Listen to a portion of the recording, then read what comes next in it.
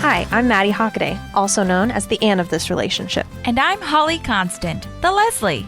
We love Parks and Rec. We love behind the scenes. And we love each other. This is literally the best Parks and Recreation rewatch show. We're your park pals. There's a park and some pals, and there's also therapy too. Yeah, all good. Anyways, okay, well, so shall we get started on Divorce Horse? Let's do it. Also, side note, this is not actually called Divorce Horse. It is. I just call it that. I know. It's crazy. Yeah. What is this episode actually called? It's Tom's just called Divorce. Tom's Yeah. Divorce. Tom's Okay. Divorce. And that's like, okay, I was talking to Sean about this too, and I'm pretty positive I made up the term divorce horse because even in the show, he doesn't say divorce Unless horse. it's later, but I think it's just it rhymes, so we fill in. Yeah, the like blank. on IMDb, he's literally called pantomime horse. Oh, Wait, so we define literally the only pantomime. people. Which doesn't make sense. Pantomime horse means that you're like pantomiming, you know, like I'm in a box miming. Oh yeah, is But that what it means? that's what pantomime means, yeah. Oh, So, but that's not what he's doing. I don't know, whatever. No, he's if not anything, on all I was fours. like a singing telegram. You know what I mean? No, I don't I know. like Yeah. Divorce Horse. If it wanna was keep it. coined here, you heard it here first, Yeah. folks. Yeah. Literally. Okay, well, so I have a bit of a recap from last time. It's not too long, but we talked about hunting fines because in Hunting Trip, Ron talks about, since Tom didn't have his license, he would have been fined, maybe jail time, all that stuff. So I looked up different states that had hunting fines. And in Tennessee, which is where Sean and I are, if you hunt without a license, you could be fined up to $500, 6 months in prison, or both, which What? is 6 months in prison for hunting without a license, you guys. So get it I together. want to know. I want to know Whoa. how they make the decision if you're paying the fine or spending time Yeah. in prison I don't know. or both. Right. What did you do that was so bad that you have both? yeah. I don't know. I don't know. That's So human. yeah, maybe That's you. crazy. Is But- $500 equal to 6 months in prison? That I seems a know. little unbalanced. Yeah. I don't. 6 months in prison is a long time. Yeah. For $500, that Maybe seems it like a really depends. bad parking ticket. Right. Yeah. Maybe it's like if you take the deer with you or whatever you hunted with you and not just killing it. You know what I mean? I feel like killing it would be worse, and then not eating it. Is it? I don't know. I don't don't know. hunt. Anyway, so it's the same in Virginia, but apparently in Virginia it's a class 3 misdemeanor and it's on your record forever. So there's that. In Indiana, I looked it up as well because, parks. And you can hunt on your own land without a license, but you have to show proof of ownership. So that's the same in Virginia, actually. So if you have a farm or just a lot of acreage that you own, you can feel free to hunt. In fact, you can also get permission. If your neighbor wants to hunt on your land, you can ask them and it's totally fine. I don't know if that's necessarily quote legal, but I know people who do it because I have uncles and stuff who hunt on their friends' lands or Yeah. whatever, and that's totally fine. But anyway, it doesn't really make it clear that if you don't have a license, you'll be fined. It just says unlawful taking, this is in Indiana, of animals incurs a $500 for the first violation and $1,000 for every subsequent. So unlawful taking of animals, again, I think would just be taking the animal after you've killed it as opposed to just killing it and leaving it. I don't know. This know. is conjecture. Or maybe Regardless. because you can make money from it, Oh, maybe. right? Yeah. What if you're Maybe. selling it and making jerky or something that might make it worse? Maybe. Regardless, you guys, you need a license. So don't hunt without a license. Don't hunt without a license. I did look it up in Arizona, and it doesn't really look like there's the same kind of hunting in Arizona because there's different wildlife, terrains, all that Yeah, good what do stuff. you hunt in They have Arizona? elk, turkey. Oh. good Gila question. monster. Which what? Have you ever heard of Tequila that? monster. No. It's a Gila monster. Oh, a Gila Gila monster. monster. It's Sean a heard gross. tequila. Yeah, it's tequila. It's like the old fable or whatever. The tequila monster. Like a That's goat. awesome. Someone write that children's book. Yeah. Yeah, seriously. For adults. Okay, but Gila Yeah. monster, what? Yeah, it's like a lizard. You should look up a picture of it. It's gross looking, and I did not know it existed until I moved here. I will tell you something. I had to take a first aid class when I first moved here. And I learned that we live in Arizona. It is the Australia of the United States. Literally half of the things that live here can kill you. It's this, Sean. It's like a man. speckly. Oh, and it's not that big, but it can kill you? Yeah. Wow. It's poisonous. Wow. Yeah. You guys So, I look don't it know. up if you're not looking. It's Gila. Yeah. Oh. That's Gila. yeah. So Yeah. they also in have Spanish, the G makes an H sound. right. Correct. Sounds terrible. Except for in gracias. Yes. Yeah. Yeah. Anyways, no, but they also have Arizona also has mountain lions, evidently, and you can also do deer with archery. It's archery only. Whereas in Virginia, That would be so hard. so hard. Well, in Virginia, can't they even have imagine. specific seasons for it. Like this is your archery season. Yeah. This is your rifle. This is your bow. You know what I mean? Well, bow and archery, same thing. But you know what I Do mean? you think they do that so that you're safe? So like you're not accidentally getting shot with a rifle when you're out there shooting with a bow and arrow? Huh. Potentially, Or why did I they also do that? think it's for. That's a good recap moment too. God, I'm gonna have a lot of hunting in my search history. But no, I think it's also for like monitoring how many deer are killed because I don't think as many are killed with archery. Oh. And not many people do it.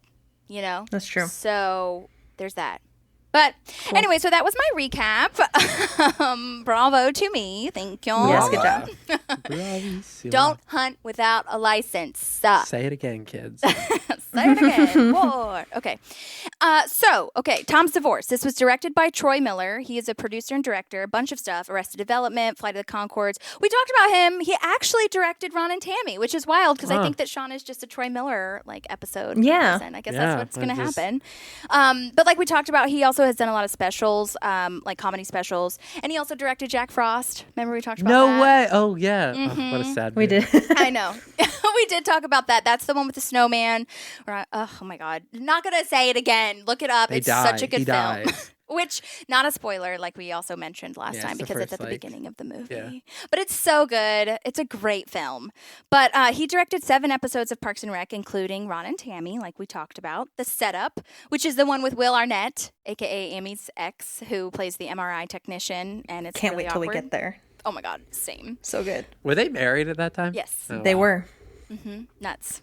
Also, fun fact, he produced the 84th Oscars, which is interesting. He's done like a lot of live specials and stuff, which the 84th, I looked it up. It was the one with the Descendants and the girl with the dragon tattoo, Oh, shoot. that era. But, okay, so I've never seen that movie, girl. We were just I've never talking seen it about either. that. Sierra, we were like, she loves that movie. Really? I've never seen it either. Have you seen it, Maddie?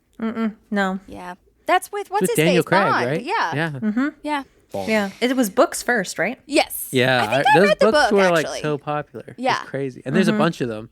They're at a new one, like The Girl in the Spider's Web, or like, there's like, That's they keep going. Yeah. fun with different names. names. But anyway, so last time I messaged him on Instagram and he did not message me back. But this time I found his production company called Dakota Pictures and I sent them a message via their contact site. I also found his agent. I messaged his agent. She will find you. And I mean, I was just thinking about what Chris said, where she was like, you know, people have messaged her, like her agent, to get in touch with her to be on podcasts. I was like, I'm doing it. I don't even care. But anyways, so Troy Miller, please reach out to us. I'd love to speak to a director.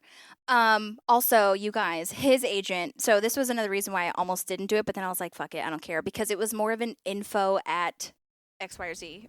Most of these guys are John Legend. Or John Legend at hotmail.com. But his agent also represents Lisa Kudrow, aka Phoebe Oh, wow. from Friends, Jamie Foxx, Kristen Ritter, Bruce Willis. Like he represents all Damn. these people. So I was like, oh God, but I don't care. That's I a messaged list. him anyways. It is a list, and that's why I think that they try to weed it out. But I put in the subject line attention to Troy Miller and his agent, which is Steve Smook, I want to say. But anyways. So that was directed by Troy Miller, and then it was written by Harris Whittles. So pour one out because Harris has left this earth, but pour one out. Yes, yes. So I have now written summary. I will not miss it again. You got me. It really was only like, it's really only been like twice, Holly. In missed the the summary? 7 months we've done this, 8 months Well, we've done the first time That's I didn't your- have it written down. The first time I wasn't a thing to write it in my notes, and then I kept missing it. So I was like, I mean, I would say it, but I wouldn't write it. And then Okay. last week I didn't write it, and I was like, oh my God. This is your show. You can do whatever Whatever you But want. Maddie, I like that you interrupted me. I need you to interrupt faster and louder, and I will take it. Well, once we started on the opening last time, I was like, we're already in it. I'll just put it where we usually would hear the theme song, and it's going to be fine. So Okay, that's fair. Okay. I figured. Okay. But anyway, here we go. So, in the midst of Tom getting a divorce, Leslie and the Parks Department rally around Tom to help him get his mind off of it, with the obvious dinosaur-themed dinner followed by a strip club. Meanwhile, Andy tries to win Anne back by hustling Mark in a game of pool. Ooh, that little beeline is so That's such a good hilarious. story. Every Pratt is beeline so with great in Andy is so good. I was gonna say it's so Yeah. beautiful. Yeah. Oh my god. Well, this cold open is the first talk of the fourth floor. I think that Oh my we gosh. have not seen the fourth. I think we've talked about it, but maybe we haven't. I think We've we never talked about it been maybe- there. You're yeah, right, we've though. never seen it. But Leslie has to go up there to talk to the park's van people about a late registration, and Ron won't go because he doesn't want to. That's Yeah. what he says. Also, who let the van get out of date for registration? Whose Yeah, job thank is that? you. Is that April? Have Like we that also doesn't seen sound like the a Leslie van? thing. Do we see the Parks No, I've never van? seen a Parks van. Well, Yeah. we haven't seen it on the show, but I'm sure that's a thing. Yeah. I see Yeah. Parks and Rec, kind of, like trucks and stuff here. Yeah. Like, but I mean, parked in at the our show, we parks. haven't seen it. No, not in the show. No. We just. Oh, wait. talking Is about it the van that they do on the. Wait, have they had the. The Stalker stakeout? night? The stakeout? Yeah. No, I Oh, don't think maybe that's a it's Parks that. That's not and the Rec Parks van. No, because she wanted to like keep it off of Off books. off books. I feel. Uh-huh. Well, or maybe she. I don't know. I mean, I guess she could have used the Parks like company card if that is a thing. But like, it doesn't She's- have Parks on the side of the van or anything. It's not Yeah, marked. Yeah. you're right. It's just Yeah. white. So yeah, This that's is a good question where she also- got that So van. funny. The only time I've ever heard Leslie not want to do a job. Yeah. That's how bad the fourth That's floor how bad is. the- Right. That's how Yeah. bad it is. I love like that green Instagram-y filter they put like over the fourth floor. It's just like it's so Yeah. like, It's like creepy and- phlegm Yeah, or it's something. so Yeah. bad. It reminds me of an asylum. That's kind of the Yeah. vibe Yeah. I get. Like, 'cause Totally. isn't there like a flicker of lights and Yes. stuff? Yeah. And people are And, like, like chipped paint. And she wandering steps around. out off the elevator into like the giant blood puddle Yeah. Yeah. or Gross. something. puddle. Yeah, totally.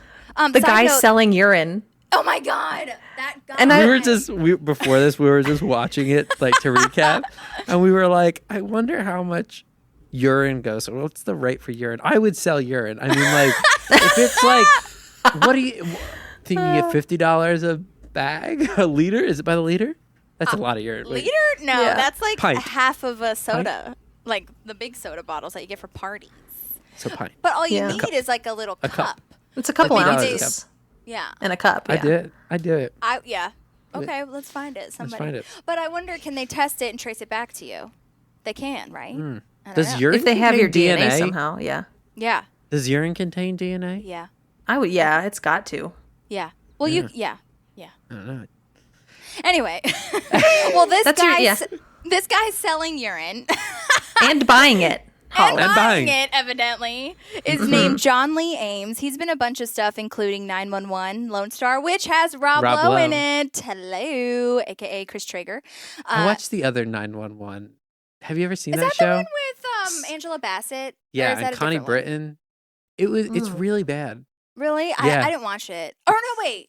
Do you remember I did. that thing? Remember I sent you that thing of the guy who fall this is not funny, but who falls out of the roller coaster? Do you remember? You didn't send me that. Did It's like some of the funniest editing. It looks like he just goes like bloop, like out of the and I'll have to find send it. it to me Anyhow. again. Is But it it's real? the 911. Like someone- No, it's like a it's like a TV show. dramatized show. Yeah, the I 911 thought show. you were talking No. about like a real life thing that happened, and I was No. like, Sean, inappropriate. No, this is a TV show. Because it's all Okay. 911 calls. Anyhow, go on. Anyhow, okay, so he's also been in Shameless, Agents of S.H.I.E.L.D. I did message him on Instagram, and he hasn't messaged me back yet, so whatever. But he does creature work too, like Doug Jones. Remember, we talked about Doug Jones, who Chris has met at Comic Cons. He plays Billy in Hocus Pocus, the one Oh. with the skeleton. That's called creature work? Yeah, That's cool. creature work. Like, if you think of any creatures, Yeah. like Groot, Hellboy. Creature. Well, Groot doesn't count, I guess, because he's CGI. But anyway, also Would you count? Sorry, my No, brain please. went to my brain went to Schmeagol, Would that be Oh yeah, I would creature think work? so. Oh yeah, Because he's I guess, acting like, the everything ultimate- out. Absolutely. Absolutely. I think that, see, that's like really interesting. I don't know what the line is. Maybe I'll ask Chris because it seems like a lot of creature work is more of like special effects makeup and stuff. But Schmeagol and Gollum and all that were like Yeah, he's like in the CGI, They're CGI. in The the suit, suit with the- thing. buttons or the Yeah. dots. Right. Andy Serkis is just a my beast God. with that stuff. He's so good. I can't believe that's the same guy in 13 going on 30. Oh my God, he's the boss. He's the boss in 13 going on 30. It's insane. He's also the bad guy in Black Panther. Oh, that's right. Oh, I need to rewatch that. I totally forgot Oh about my that. God, Black Panther. Yeah. I wonder what they're gonna do with that. Sorry, But the we're guy good. died. The Black Panther. He died in real life. Yeah. Oh, yeah. Yeah. Yeah. Anyhow. Yeah. Pour one out. Ugh. Anyway, okay. So I'm That really. was a surprise. What Yeah. was? Him dying. Him dying. Chad Boswick. Because he like Yeah. kept it a His name. secret. Yeah. He kept it, yeah. And he kept was it to like himself. working and being an activist like through it all. Crazy. Yeah. What a dude. What a dude. The fear of the fourth floor refers to tetraphobia. FYI. Looked this up. The superstitious fear of the number 4, you guys. It is China. a thing. Mm. Hashtag China. What do you mean? They do the same thing we do with 13. There's no fourth floor. Oh. No. Really? The houses there are 1, 2, 3, 3A and 1, 2, 3, 3B. What? And then it goes Wow. back to 1, 2, 3, 5. Wow. Yeah, they're When did that super start? superstitious about the 4. Interesting. Crazy. Yeah, that is crazy. I really also, we talked about this a little bit, but I really do love the camera work. Like, it's kind of like when Ron gets shot with the Blair Witch Project almost. Yeah. It's like really It's shaky really and shaky scary. and running and Yeah, I think that Wow. was super fun. oh my God, the popcorn thing. That Yes. might be one of my favorite lines of where they have the wrong oils, so that a bunch of people had their throats cut out. And then the Cut popcorn out, guy. you added the cut out. She No. says get their throats replaced. Okay. Replaced. Well, you have to cut it out. You got to cut gory. something out. But that popcorn guy, I want to see like a whole show just on the popcorn guy. I know. He's so popcorn. I laughed out loud when he comes in the frame. Like, you Yeah. don't expect that at all. Oh my God. But yeah, I mean, this is the first time that I've looked at all the characters and like hodgepodge of people in the fourth floor. Like, there's the homeless guy randomly laughing, or what it looks like. There's that Yeah. guy. Remember those beanies with the little cap? And that Yeah. guy's like Oh. being led out. There's a lady with like the Motley Crue hair and she Yeah. has a walker. It's insane. So funny. And then we see the sadness of Leslie seeing Tom and Wendy walking out of divorce court. Hashtag sad. So But- sad. Yeah, I also really love Leslie's questioning. Like when so this is after the cold open, but like when she's talking to Tom and she's like, "How are your Institutions." institutions?" It's like the worst way to ask anyone I know. a question. Oh my gosh. Her tone is so hilarious. Also, what is her shirt? Did you notice her shirt, Manny or Sean? No. It's like this ruffled moment. Yes. that's Her happening. fashion definitely like changes as when the she show starts goes on. running It's for s- questionable. When she starts Oh, running yeah. for city council, it gets really good. Like the Yeah. Yeah. pantsuits all match, except for those pair of pants she tries on that say Nympho on the back. Everything's pretty good. Oh my God, So- that is. But it says it Yeah. on the butt. I know, which implies other things. It implies. Oh my God, that is too much. Too much. Yeah, it's so good. But I also, I mean, I talked to one of. Remember, I said I like a while ago. I talked to one of the, or I emailed with one of the costume designers, but she doesn't come on until I think the 3rd season. So like the first 2 seasons are different, which you can see. You can see that if you really pay That's very attention. clear. So anyway, I was also wondering about her hair because isn't it flipped out a little bit? It doesn't rest on her face. It flips out a little bit too in this episode. oh, I wasn't even really paying attention. Yeah. I mean, I did. I mean, I, you know, could tell that it was curled, but I wasn't like paying attention to like if it was different or not. Yeah, it changes when they go to the restaurant, but in this opening, like Right. at right. the office. I really want to talk to the hair person here too because I feel like I like her natural look much better. Like she is clearly dyed here. You know what I mean? Really? Like Yeah. clearly dyed blonde, almost like a yellowish moment. Oh, But how yeah, much- it is very. Sorry, Sean. No, I was just say it is very yellowy. Yeah. Oh, how much play do they really have? Like the people who are doing hair, don't they just they leave and they get their hair cut or they get their hair colored and then the hairstylist has to just kind of deal with what it is? Or do you think the hair department is in complete control of what they're dyed and everything like that? Well, yeah, you're probably right, but the producers have a huge say, and even in the office, they like the department kind of has a say in like what it looks like. You know what I mean? Usually, the Yeah, I would think that director there's can also like have a pretty big say in like, I want her hair to look a little bit more, ashy or whatever. Okay, that makes sense. Yeah, I'm sure there's. But some also, this is the discussion. second season, so maybe there isn't, a lot of leeway right now, and that's not a priority. So Right. Yeah. there's that. Yeah. But also, she doesn't know who Avril Lavigne and the Sum 41 guy are. Yes. I love that comment, which I looked this up. Yes. Okay. So his name, by the way, is Derek Wibley. Yep. Okay. Love that she's like, doesn't know who that is. They got married in 2006 and they got divorced in 2010. So they were together at least for 4 years because I'm assuming they dated before. But I was looking this up and God knows what's going to happen now that I've Googled this 15 different ways.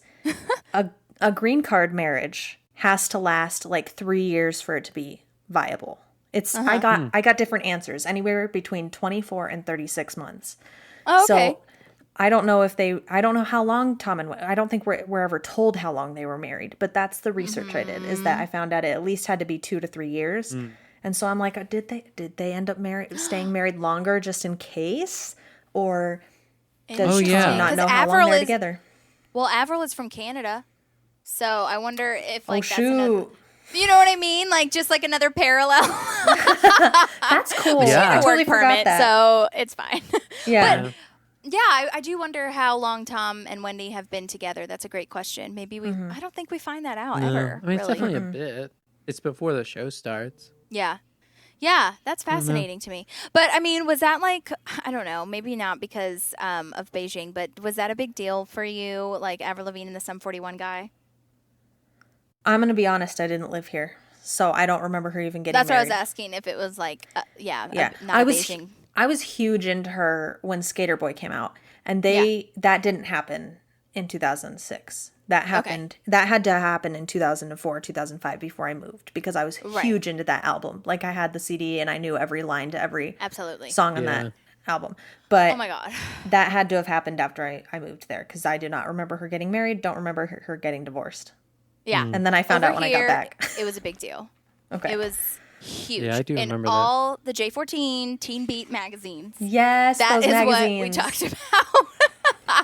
Which I've been like on a real Avril Lavigne kick lately, because our friend Ren was talking about how she was listening to Avril Lavigne like on her walk one time, and I was like, why don't I do that? She put out an album semi-recently, like did. within, I don't know if it was in the pandemic or right before. It was really good. And now she's dating some punk rocker fella who like they do, songs together. They do the sex. But they've done songs together. And I follow her on Instagram. Okay, I know this is a little bit of a tangent, but that's what a podcast is. But have you heard this whole theory that Avril Lavigne is dead and that a clone / like doppelganger has been taking her place for the last like 3 or 4 years? No. It's this huge like Reddit internet sub thread. Like and the Paul McCartney thing. Like, is that the same like story for Paul McCartney? yeah, it was like Paul is dead when Abbey Road came out, and there was all this. Yeah, there was all that. What? It's a huge conspiracy. People still think he's dead. Yeah. Wow. Yeah, that's what people are saying about Avril, because they're all like, well, when was the last time you see her perform? Or like, when was the last time you saw her live kind of thing? And I mean, she has videos on Instagram, but again, who's to say if that's her? Could be a hologram. I'll tell you something right now. People have way too much fucking time on their hands. I know. Can you imagine? Googling that, going down that rabbit. Yeah. Let's create this, because I spend all of my time thinking that Avril Lavigne is probably dead. Yeah, that's too much, man. Sad. Tom exits out, or Leslie exits out of the computer. And I mean, I think I autosave everything like every 5 seconds, because I'm terrified that it's going to, die and then it's not going to be saved. That's why I love that line. Kind of feels like that's your fault. Yeah. Yeah. You should have autosaved that. You should have. So funny. I think one of my favorite lines is when she says, I've seen you look at her ass when she leaves the room. Yeah. True You love. love her. Equals love. Looking at ass equals love. For Leslie. When it comes to Tom Haverford. Although that we see that later with Ben, she's always looking at his ass. Absolutely. Oh, yeah, that's how she feels. how- She's an ass lady. Yeah. You know? Yes. I love this statistic of divorce being the second most stressful thing. Oh my gosh. And marriage being the seventh. So it's all bad. It's all bad. Is that real? Did you look that up? I didn't look that up, I but wonder if I've that's- heard that on many and many and many. Yeah, I mean, marriage is up there with Let's divorce. see. Top stressful. Do you feel that way, life Sean? events. Being married for almost a year now, right? Almost a year. Yeah. I mean, no. I wouldn't say it's stressful, but maybe it gets stressful. Maybe it's like one of the things where it gets stressful as you go Down on. the But, road. I mean, I can imagine divorce being Oh yeah. way more stressful than My mom Top had to be put on marriage. medication for her blood pressure Yeah. during her divorce. jeez. Yeah, dude. I mean, Sounds terrible. divorce is the worst. What's number one? Number 1? Death of a spouse or Yeah. child. Stressful. yeah. Number 2 is divorce. Number 3, this must be the same article because this is lining up with what Leslie's saying. Number 3, marital separation. So that's like obviously when you get separated, not Pre-divorce, divorce. yeah. But basically Leading the same to- thing. yeah. Number 4, imprisonment. Okay. Number 5, death of a close family member. So number 1 is death of a spouse or child. Yeah. Number 5 is death of a close family member. Number 6, personal injury or illness. Number 7, marriage. Number 8, dismissal from work. Dismissal. That was a very nice Firing. way. That's a nice way to say it. You got canned. You man. fired. You fired. Number 9, marital reconciliation, which I'm guessing is like a therapy type situation. Maybe Yeah, marriage you're getting counseling. back. You're trying to make it work. And number 10 is retirement. What? Oh, I bet Stress you. That's just getting used to your life Yeah, the being change. different. Yeah. Huh. Change. That would make sense. That is a stressful moment for Yeah. sure. Can we Yeah. talk about the fact that imprisonment is not as stressful as divorce? Yeah, that's crazy. That's sad. Divorce, man. Don't get divorced. It seems like. But you know, sometimes you got to get divorced. Yeah. I mean, when you got to do it, You do gotta it. do. But if Yeah. you don't have to do it, maybe don't do it. And it's expensive as hell. That's why it's also Or sign a stressful because prenup. your whole sign that. Well, and We all want divorce is prenup. just to, benefit the lawyers. Yeah, I mean, or the kids that are a part of it. Yeah. So Yeah. Sometimes. winkety wink, wink, wink. Yeah. But I mean, it's so financially stressful because you're wondering how you're going to pay for everything. Not only your kids, but your, like you said, lawyers. And then you can't pay for food because you're just like, oh shit. You know what I mean? And I'm wondering if that's why people do the separation thing, is because we can't afford lawyers to do the divorce, so we're just going to live in separate houses and. I do wonder how, because you can be legally separated. I wonder if the fees are less. Interesting. Okay, Yeah. moving on to happier subjects. We I'm get not there yet. I Yeah, haven't don't- even walked down the aisle yet, so we're gonna. Yeah. We're not going to talk about it. Yeah. It's all bad. It's so all let's It's all just bad. leave it there. I think this is the first or maybe second. I don't know. But it's one of the first Tom faces that we get, I feel. Yes, We've seen it it's not the before. first one, right? Okay. But it's like, I don't feel like it's as big of His- a deal. He has a His- Tom face. Oh, like, little yeah. smile. His little smile. Yeah, exactly. Look at how happy I am. Oh my god. There is a deleted scene that I wanted to play really fast Oh, I didn't about. watch the deleted scenes. For Oh my this. gosh. There. Well, they I good? recorded it for you. Well, there's a deleted scene. It's so special. It's actually a very nice Leslie and Anne moment because Anne is like trying to help Leslie like understand how to take care of Tom, kind of thing. It's really cute. Okay. You know, I read the study that ranked the worst possible stresses in a person's life, and divorce was number 2. Wow. Were haircuts on there? No. I hate getting haircuts. What was number 1? Robbing a bank? Cooking for 4? Cooking for 6? The death of a spouse. So what should I do about Tom? Well, I'm not a psychiatrist, but I would say just try and be there for him. You know, let him know he has a friend to talk to. Be his nice little safe bubble. You're trying to tell me if you had to cook for 1,000 people. It would be on the list. Yeah. Yeah. I Oh my gosh. have to agree with Leslie. I one of the things I stress out most in my life is my haircut. I will think about it for a month. Really? And I'm thinking about it now. I need to get one. Yeah. What do you think about? What stresses you? Because it's the relationship with the hairdresser. Because remember that time when I would go to a different hairdresser every time because I didn't want to get close with the hairdresser because it's weird. Because I don't like the talking part because I know it's like fake talking. It's never like It's always surfacey. And I'm like, I don't know if you want to talk. But then that one time I was like, okay, I'm gonna be an adult and I'm gonna go to the same person for like 6 months or whatever. And then the Ryan Adams guy, did I not tell you this story? No, you did. Yeah, and then say he it like again. he was terrible. He was like a horrible person, and he ended up like wanting to go camping with us. He's the one that told us about Land Between the Lakes.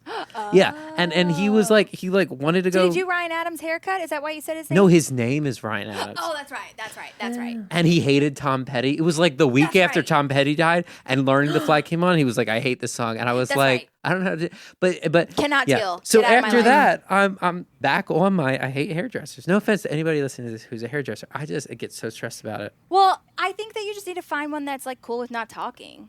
Maybe I just have to be upfront about that. But I want to talk. I don't know. See, it's a No, whole I get thing. it, but you just like have to have that certain level. Yeah. My hairdresser's great with that. Like I need a she doesn't friend talk. who is a friend first, and then they can, they cut hair, and then I go to them. So it's just a friend thing. I work the opposite. Yeah? Yeah. You should learn how to cut hair and cut my hair. I'd pay you for it. Oh well, why don't you just go to my gal? I don't know her. I had to become friends with Oh her my first. god. Okay. Well, Anyhow. she doesn't talk a lot. Also, cooking for a 6 is stressful. That is stressful. Yeah. Yeah. I feel like Leslie yeah. pulled a Michael moment here, though, like because she found out all this information from Anne, and then she has a talking Right. head where she's like, "I know all of this information." That's so true. I know. I think that deleted scene is great that it shows that Anne's the one that gave her all that information, kind of thing. But Yeah. anyway, yeah, Leslie's trying to get everyone to rally around Tom. April has like this weirdly empathetic moment where she says Leslie's right about like Tom having only like frat boyfriends and stuff.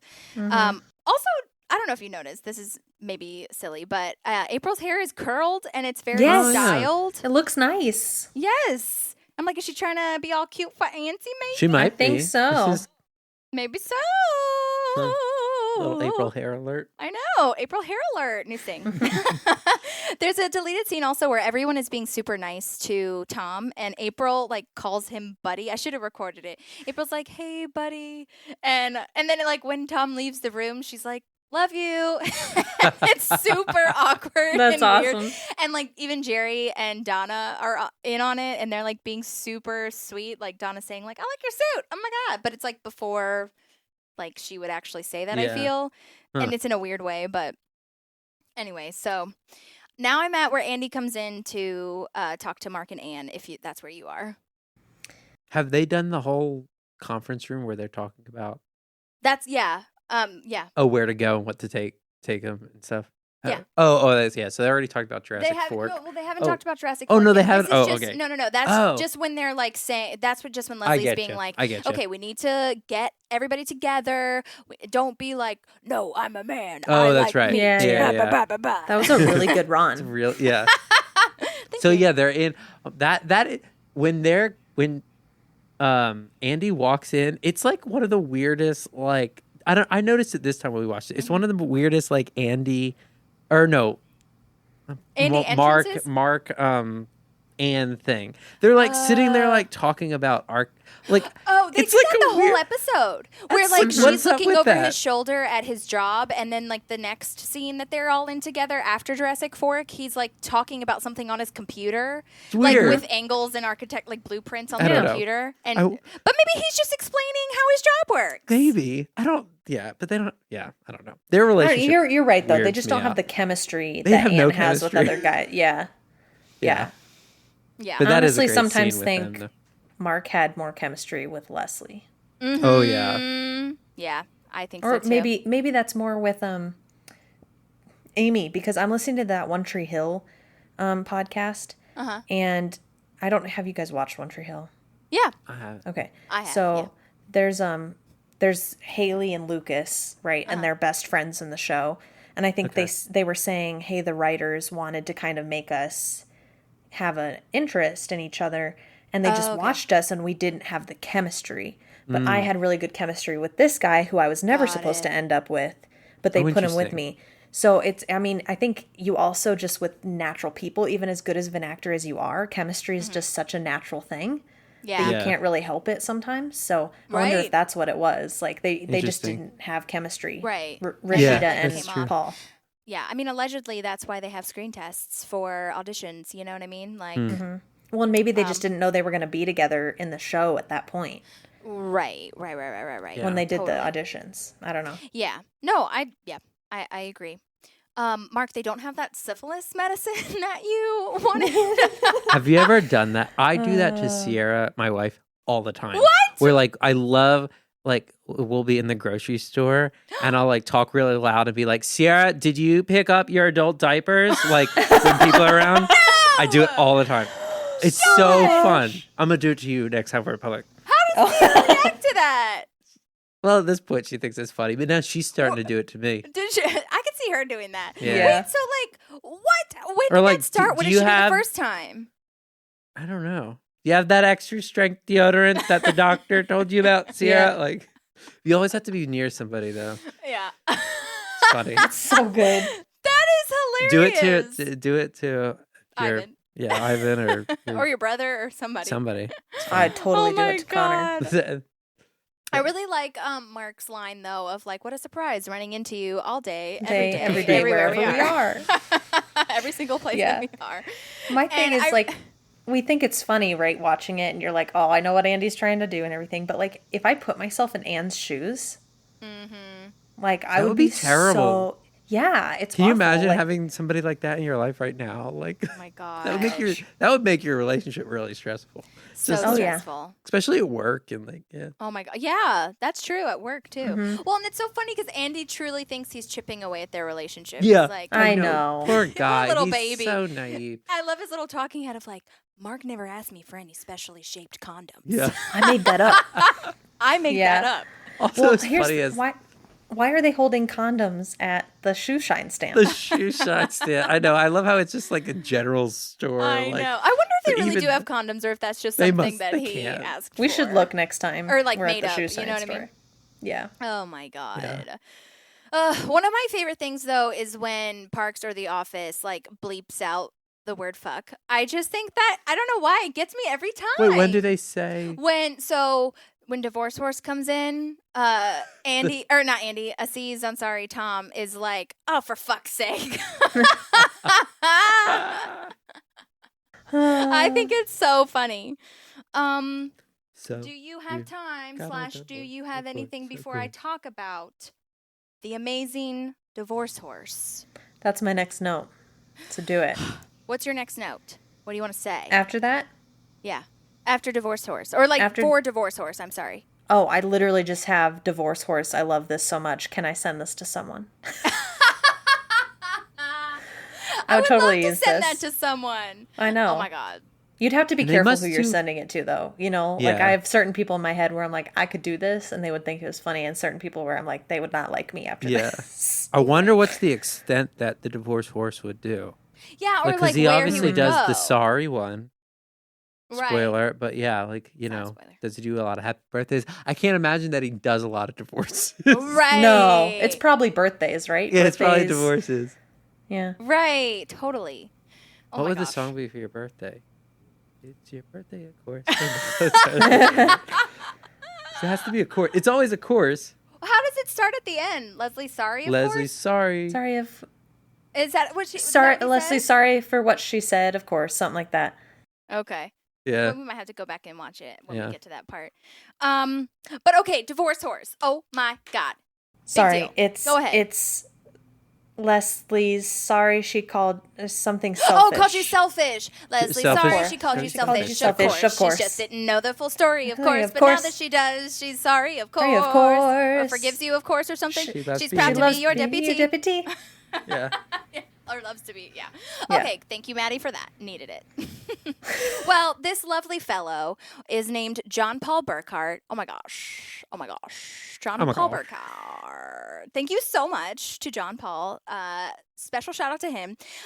He's been a bunch of things. He was actually in an episode of American Horror Story, which I don't Oh, really? super know which one, and I'm sorry because I What's don't watch his that. name? Jon Paul Burkhart Oh. with out the H. JON. And he's also been in a bunch of things. He was like in ER, How I Met Your Mother. He actually has his own production company, which I will let him talk a little bit about later, because he was sweet enough to send us voice memos, which is so freaking exciting.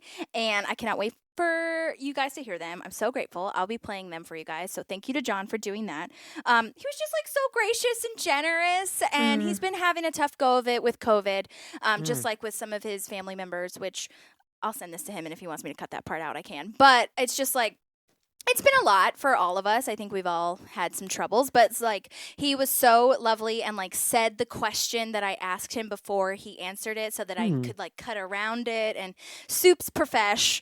Loved it. But I wish I was like recording my reactions during this, you guys, because I was like gasping and like laughing and like screaming. It was amazing. But so the first question I asked him was about his audition, like I always ask our guests, and how he got the role. But I also asked him about the casting director, Dorian Frankel, who casts all the guest stars and co-stars and things like that. And I asked him how long it took. So this is the first question, where I asked him how long it took. Oh no. Okay, it's good. It just, yeah, go ahead. Weird. Sorry. So I asked him how long it took to find out that he actually got it, if he knew he was going to be in these costumes, and then also, of course, like general information about his audition. So that's what I'm going to play for you guys. I'm going to see. I'd like to play them on my laptop, so I'm going to see if you can hear this, Maddie, and then you can let me know if you do not. That's so exciting. I know, he's so nice. Okay. Hey, Holly, thank you for your patience, and thank you for inviting me to answer these questions. It's very exciting. I got the audition through my agent, JD Sobel. JD has been a great agent for me for years and years and years, and he has recently started handling only directors and writers, so I am actually no longer with him, but we still chat pretty frequently. I do remember getting the audition, and there wasn't much to it. There were the sides, and I had to sing a song, and I believe I came in the room with a song prepared, like a melody prepared, and I remember I was supposed to be a horse, but you know I didn't want to dress as a horse for the audition because that's crazy.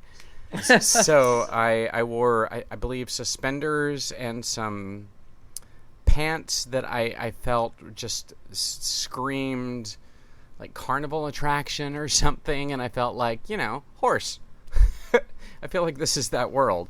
So I went in with my suspenders and my strange pants, and I had choreographed a little dance to the song that I was supposed to perform, and I went and I did that, and I remember she laughed.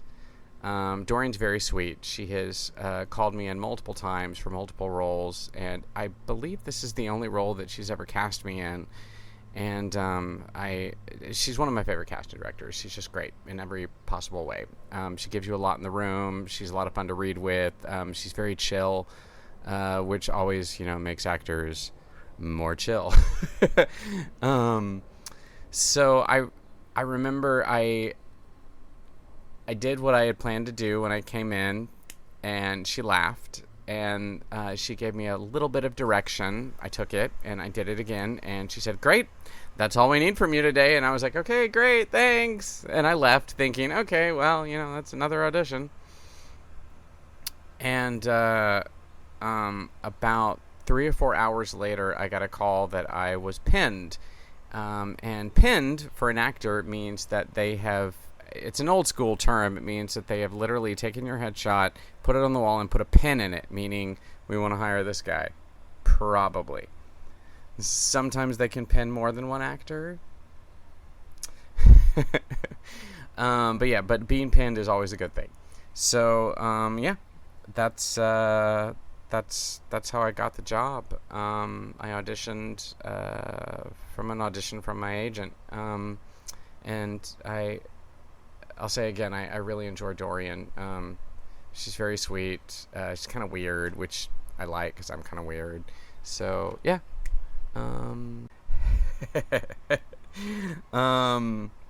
it's usually a day or two at most, really, for these smaller roles, to find out whether you booked it or not, which is nice, actually, because you know that, and like after a day or two you can just let go of it.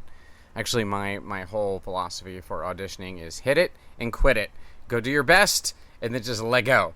Don't ever think about it again. And if you get a call and you booked it, great. If not, you already let go of it. But it took only 3 or 4 hours for them to call and pin me, and then I believe I was booked by the next morning. No, I did not know. I assumed I would be in some sort of horse costume, but I had no idea. I had no idea that I was going to be in that. It was a lot of fun. The costume fitting was the only one of that I have ever had. Thank you for that. That was Yeah. awesome. That's So cool. Wow. Pinning is so stressful, I feel. That should be added to the list of That does seem stressful life very events. stressful. Just because, like, just it's don't such a know. love-hate moment. Because, like you said, it's such a good thing, but it's also such an annoying thing. Because you're like, oh, well, I can't really book anything else, or can I book anything else? Because I want to be available for this thing. And like he also said, you can pin more than one. But anyway, so the second clip I'll play, and then I'll intersperse them. Or actually, I've got 3 clips for this one. So the second one, I asked him how he made up the melody of the song, or like if Yeah, that was or did him, they, or or- did they give that to him, or like did he make it up, or like what was the story with that? And let's see if I can Well, I actually, when I got the script, I remember, because I like making up melodies. I'm a singer, and it just kind of something I can do. So when I got it, I was like, oh, fun, I get to create a melody. So I created an entire melody for this song and everything, and I was really proud of it. And it's been a while. It was a while ago when I auditioned, but I believe that like they sent me a melody after the fact. Like I want to say, like, I came into the audition, I did my audition the way like I thought it should be, and with the melody that I had created, and then when I got cast in the role, they sent me the music that I should emulate, and of course I did. You never want to say no, I'm doing it my way. That's just a way to lose a job. But yeah, no, and that actually made everything a lot easier, because I was like, oh, great, okay, I actually have notes to work toward. So yeah, so that's how that melody got created. It was so much fun. Yay! So that's the That's melody. awesome. Yeah, I thought that was really cool that he came into the audition with like something already made, which obviously Yeah. is professional. But I also asked him if he like knew specifically who made up the lyrics of it, because I'm sure it was the writers, but he said he wasn't really sure like who got 100% credit. So, it was probably just the writers of the episode putting it together, but he gave full credit to them. So that's good. And then the last little divorce horse clip that I will play, this one is the best. I'm not even going to preface it. I'm just going to say it, or have him preface it, if you will. So hold please. The 2 questions are, were you just on set for one day, and do you remember if it was really long? And then also, any memories or thoughts on your experience or performance that you remember, i.e. being on set, working in the same room with Aziz, Amy, or Ron? Did Divorce Horse have a backstory that you made up? LOL.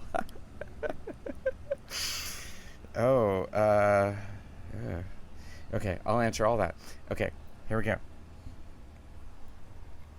Yes, I was on set for one day, one magical day.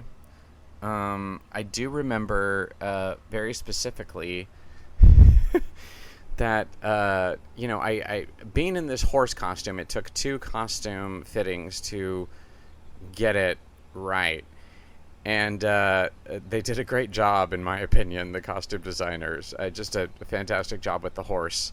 Although I could not move a lot.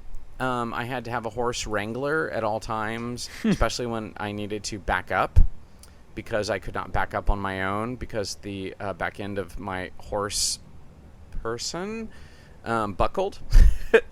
So I always had to have someone behind me. So anyway, so I do very specifically remember hanging by the craft food table quite a bit because, you know, food is good, drinks are good. And also by the craft food table was a really friendly crew person who I talked to quite a bit. And we exchanged a lot of, like, you know, funny little words together. And then, I don't know, sometime later I realized that funny crew person that I had been talking to for so long was actually Chris Pratt. So I chatted up an Avenger thinking he was a crew person. That's amazing. Which to this day just makes me laugh. But he was just so chill and so nice and just like didn't seem to really care too much about I don't know, all the problems or whatever on set.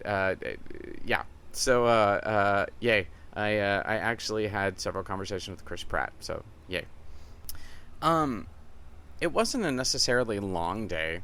It was pretty much an average shooting day. I feel like it's been a while, but I remember that the set moved along pretty well. I mean, they had a job to do and things to get through that day, and I remember them getting through them very well. I don't think I made any overtime on that show, so that is a sign of a really well-oiled machine.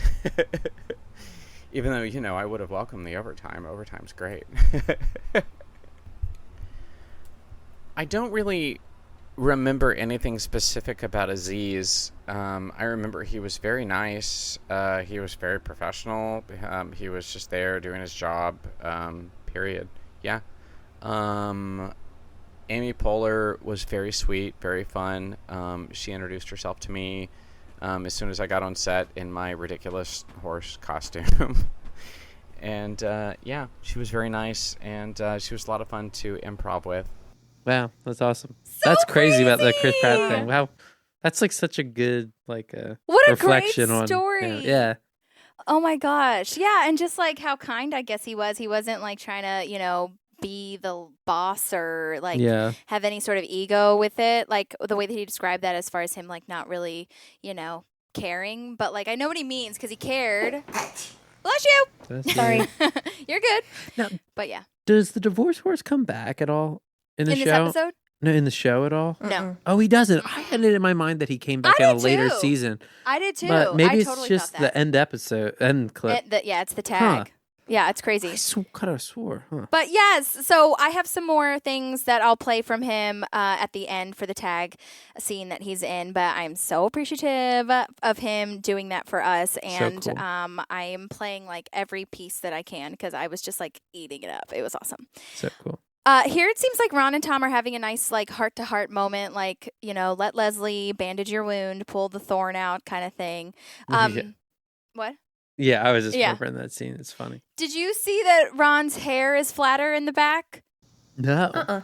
Yeah, so his hair is flatter / shaved a little bit because he got shot in the back of the head in hunting right. trip. Oh, what a great nice detail. continuity. Yes, and at first I was like, is that real? And then I was like researching the episode, and it was written in quite a few articles that was on purpose. So isn't that crazy? That is. Wow.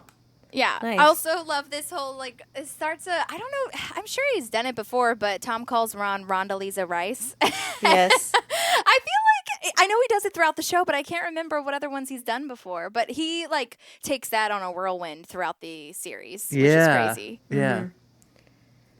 But I was going to ask you guys, when do we feel like, because I always figured in Tom's mind, he already loved Wendy before they get divorced. Uh-huh. But the way he kind of works it through this episode, I'm like, oh, maybe we've seen all the signs and he hasn't acknowledged it yet. Did you have a time in the episode when you were like, okay, this is when I think he realizes he has feelings for her? Because I had one the last time I watched, but I wanted to hear if you guys had a different time. Right. Is Wendy in episodes before? Oh, yeah, she is. Yeah, she's in the Halloween episode. That's like the bigger one, probably, where like him and Tom, or her and Tom, come in and like save Anne's party. Yeah, you realize. Yeah, I don't know She that comes I. in a couple times. Yeah, a too. couple times. Total. Yeah. Oh, yeah, more than that. That was just like the biggest one that I remember her having Mm-hmm. a part in. But yeah, I mean, I don't know that it was really like clicking that he was like so head over heels in love, but I knew he was into her for sure Yeah. because like he talked about how much like how awesome she was and she's a hot surgeon, you know what I mean? And how Yeah.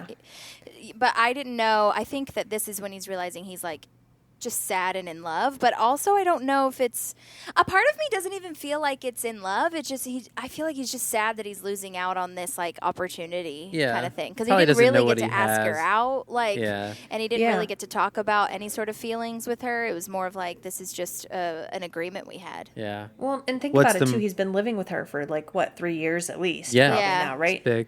So that constant companion you have, like, I wonder if he's just lonely. Yeah. What was the moment that you were talking about? The moment I feel like we finally see Tom sad about the situation is right after Ron asks if he can date Wendy. Yeah. Oh yeah, that would be. Yeah. That's messed up. It's And like so messed up. Yeah, it is. Come on, And I, Ron. like, even though he knows it was a fake marriage, right? Like, it's still like too soon. And I also, the other thing I think about that is like, have you ever been in a situation like that where you're like, you're like in your head, you're like, I don't like this person, and then the second they have a date with someone else or they talk Oh, of about another course. person, you're yeah. like, oh shit. Yep. Yeah. Yep. So The jealousy maybe that's comes what it in. was for him. Yeah. Yeah. And sometimes I still think that like sometimes it's more of just like the grass is always greener kind of situation. Because like I've definitely experienced what you're talking about where like, you know, you don't think you like someone and then they'd start dating someone else and you're like, oh man, maybe I Yeah. did like them. But the other part of it was just like, maybe I missed out. I don't even know if I really like you that much. I just think that I should have Right. tried. You know what I Yeah. mean? Yeah. The opportunity Yeah, is gone. And I don't know if Opportunity. that's the same thing. Yeah. But I mean, you wouldn't have tried if you didn't like them, so it's all in the same realm. Yeah. But that's very Right. interesting of psychology. Mm-hmm. Psychology of Tom. What a whirlwind. A lot in there. But Leslie says that she wants to take Tom to see a tandem bicycle documentary. What the heck?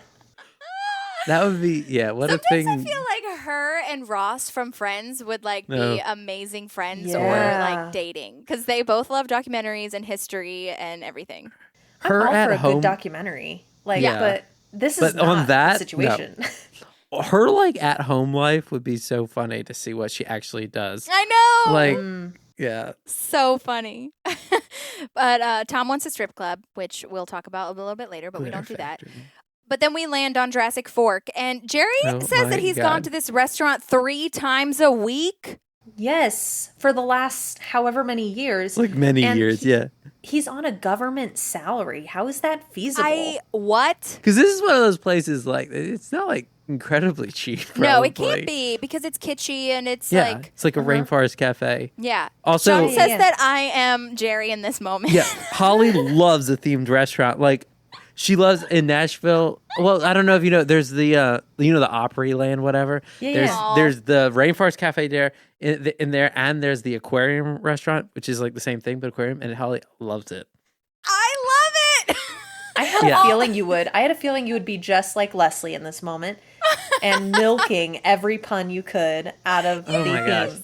I don't know. It I don't looks- think the aquarium has any puns and I need it. Yeah. But okay, in my defense, not that it needs a defense, whatever, you guys don't care. But all of the walls are literal fish tanks. Oh, it's so cool. It's yeah, so we went on cool her in there. birthday one year. Yeah, it's we great. saw the Lion King and then got drinks at the Yeah. aquarium. Oh my gosh, do you sounds amazing. remember? So fun. There's a line. I can't remember. It's in a later episode when they talk about Jurassic Fork again. Do you remember that part? Maybe. What is They- it about? God, I can't remember what episode, but it's like Jurassic Fork ends up closing because they Yeah. tried to expand Oh, location. that's Oh, well. That's They're where looking for Tom's yeah, Bistro. they're looking That's for right. and like it's Yeah. a load-bearing dinosaur. well, yeah, well, yes, and they can't move it. yeah, Right. that's true. Yeah, oh yeah, and remember it closes because they tried to expand, To another Steven Spielberg, and it was and like they Schindler's thought, List or yeah, something. Schindler's List. Lunch. Because the funniest part is like they thought that the kitschy part was the Steven Spielberg. Spielberg. Not the Jurassic, Oh my not the dinosaur. Yeah, Right. Schindler's Lunch. But even Oh if my it was a God. Spielberg deal, like, why are you going with the most depressing film Yeah. ever? Oh my God. Indiana, yeah, you could literally go with any of them besides that Oh, one. Indiana Jones. That would have been a great E.T.. option. Great Yeah. one. E.T. Great one. Oh, Oh my God, missed Schindler's opportunities. Lunch. Oh my God. Well, Yeah, you there you go. guys, I looked up where this was filmed and if Yay. this is a real moment. Location breakdown coming at you right now. Okay, there is an address that fans or someone with a Parks and Rec like moment gave it in Indiana. Like I was Googling it and then an Indiana address came up and I was like, are you fucking kidding me? Is this real? But it's just because it was like a fan, like fandom situation. So if anyone is interested, there is like a fan one that I did not write down because Just the wanna address know or an the real actual one. place. well, so I'm just saying, like on the fan thing, like they made up an Yeah. address in Pawnee, Yeah. and I was confused because I was like, if that's real, I'll We like need to go. there immediately. But it kind of is real, so let me break it down. So, the real location at this place called Clifton's Cafeteria in Los Angeles. It's in downtown, and it's at 648 South Broadway. You guys look it up because the screen grab of the front is like this really cute little like old building situation, but it's on Broadway and 7th in downtown, near Pershing Square. If anyone is familiar with LA downtown, that is where it is. It's founded in 1931 by Clifford Clinton, which is Clifton's Cafeteria. Clifford Clinton. Clifton. Okay, got it. Sorry. So that's really weird. They combined combined Clifford the and names, Clinton, yeah. I guess. I didn't even catch that until I was reading it out loud. Wow. Anyway, the design of the restaurants included exotic decor and facades that were kitschy and theatrical and would eventually include multi-story fake redwood trees, stuffed lions, neon Oh. plants, and a petrified wood bar. So a lot of that stuff was already there, Yes. and they just brought Yes. dinosaurs in. Yes, Cool. I will show you a Interesting. picture. Because I was Um, thinking that would be a lot to like Add in. add in. I was like, did they Yeah, go so to all a the- Rainforest Cafe or something? Right. Like, All the dinosaurs are added in, but Maddie, I'll send you this picture. But Yeah. oh wow, okay. it's crazy. Still open? I'm gonna send it to you. No, so that's the sad part. Where they had multiple locations, and I think that might have been their downfall, which is like kind of wild because that is similar to Schindler's Lunch rather. But anyway, so some considered Clifton's as a precursor to the first tiki bars because of the tiki bar moment that it had in there. But it closed a bunch of times and was reopened in 2015, but then it closed for a final time and it was replaced by a high-end bar called Clifton's Republic in 2018. So I believe the bar is still open if you would like to do that. They knew where the money was, the alcohol. But it was the largest public cafeteria, though, I think in the United States. So I don't think it was in the world. But anyway, and it's really precious because I went on Google Maps and I had like a serious nostalgia moment, you guys, because it was like about a mile from where I used to do my catering job in downtown. And so like I roamed around. I found like the little Tokyo library that I used to go and like read before my shift started and like the hotel that I would like walk by as I was taking my book there. Oh my God, it was like such a moment. But it was super precious. And like it's little Tokyo is like in the area, so there's like a bunch of shops with like Asian like souvenirs and cool little things. I really liked it. So and a bunch of like ramen shops and stuff, obviously. But I don't know if that's like, is that a Tokyo thing? Am I dumb? Which What? ramen? That's Ramen? Vietnamese, right? Or does it matter? No. Is it everywhere? Oh God. I think That's so hard to really tell for me because I don't like ramen. Oh, I love ramen. Oh my gosh. ramen But that's okay. specific, right? Everyone thinks I'm weird. No, I mean, I don't think you're weird. You like what you like. I just love it. Say you. But anyway, Sean's looking up if it's specific to a certain country. Japan. You So were right. Tokyo. Okay, great. Good. Nice. Okay, good. Yeah, so that is Clifton's Cafeteria. Nice. And Maddie, I texted you the picture of it. And it's like super precious. And if anyone wants to go to the bar in LA when we go, I think it'd be really cute. When we go, When we like go. I'm actually going tomorrow. Are you really? No. Oh, I don't know. It's in LA. No. So are they in Jurassic? Are we in the restaurant? Yeah. Oh, nice. This restaurant does look really fun.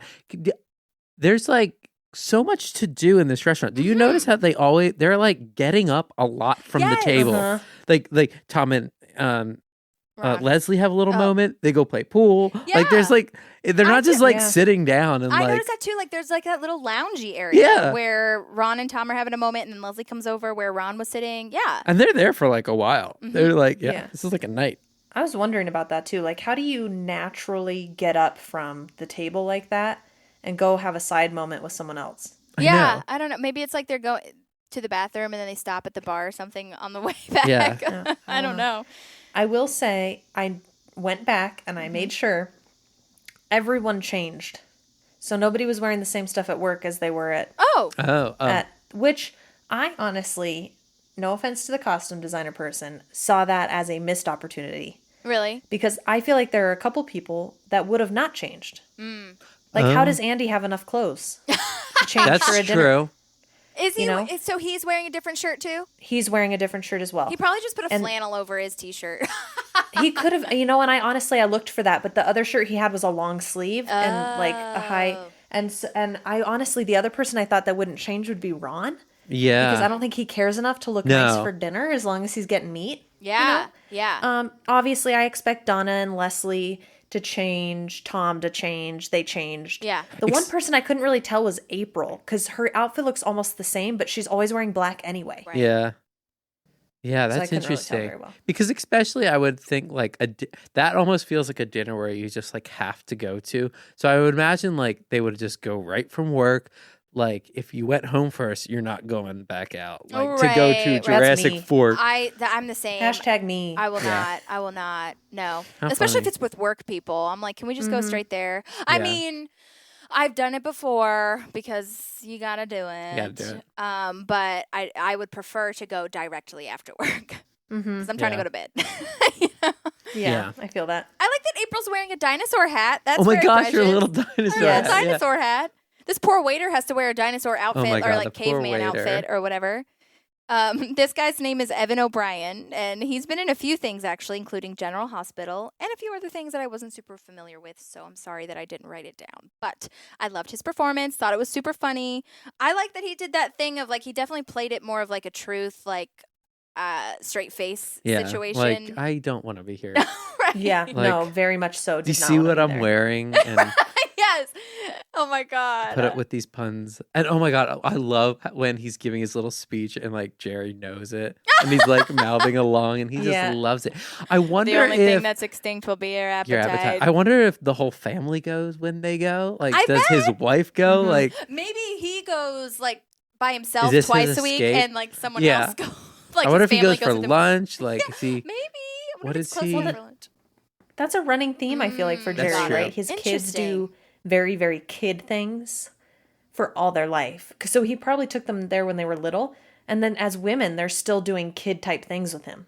Yeah. That So would make he a lot just of keeps sense. those traditions running. Medium roar. Love that. Medium. Or No, Yes. medium Come roar. I knew you would. I wrote it down that I could see you saying that. And I love I that he says he 100%. can't take it like that Legally, now anymore. we can't. Yeah. Right. Anymore We can't make for legal puns reasons. about the meat temperature. I hate splitting the bill evenly, and I've never done it before. Yes.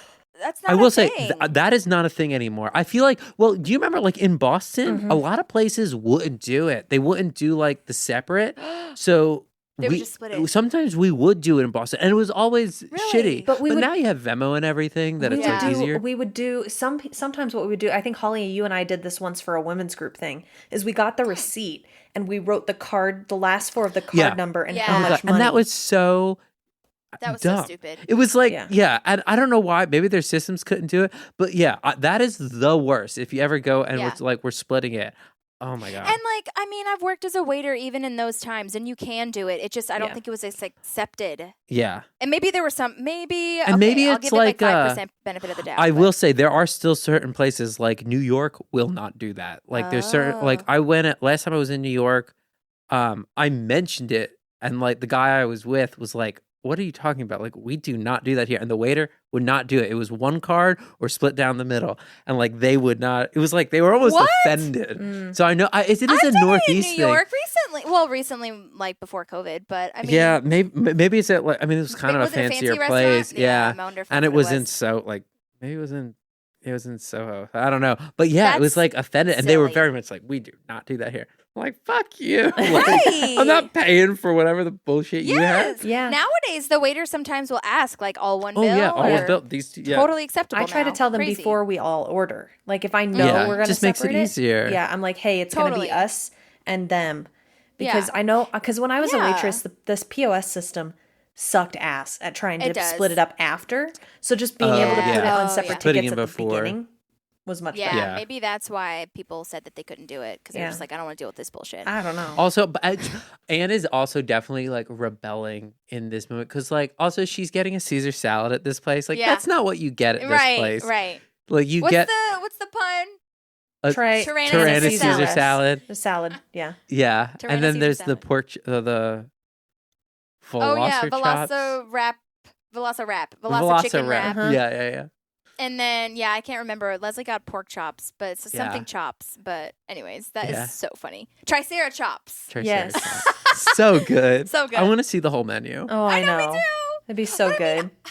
I've done the splitting the bill thing if it's like two people and we got similar things. Yeah. That you makes both sense. got a But cocktail. for this like large of a group, absolutely not. Well, I the only amount of pay- bottles of I- wine too. Oh my god! You And he was know? he ordered two Creme creme brulees brulees. just for him. Oh. Yeah, have Yeah. a few Agreed bottle with of Anne. wine. I literally wrote down Agreed. here that this was a situation where Holly and I are both Anne. I just knew Yeah. right away. I Oh, was like, yeah. this is where we're both Anne. Is this situation? I think Yeah. so many people are. I have this deleted scene also of, in case anyone was wondering if Anne eventually did pay or how that all worked out. Oh, Because yeah. Leslie is all Yeah. like, Because she's just like, enjoy we'll just yourself. We'll just, the split restaurant will it. split it. Excuse me, were you at the large party? Oh, God, no. You guys were $48 short. That would come out of my paycheck. Can I just give you like 20 and the rest comes out of your paycheck? Or do you, is that okay? Okay. She just runs away. She runs away. Oh, that poor guy. the That's waiter's why like- he hates his life. Right. Literally, I bet that happens all the time. Oh my god, That sucks. That's funny. 48. So yeah, she would be paying $48 for salad and probably water. Right. Absolutely not. No. Hate it. And you Hate know what? it. That was a thing in TV shows. That is a scene in Friends, believe it or not. Really? I'm just remembering Yeah. this because The splitting the because- check thing.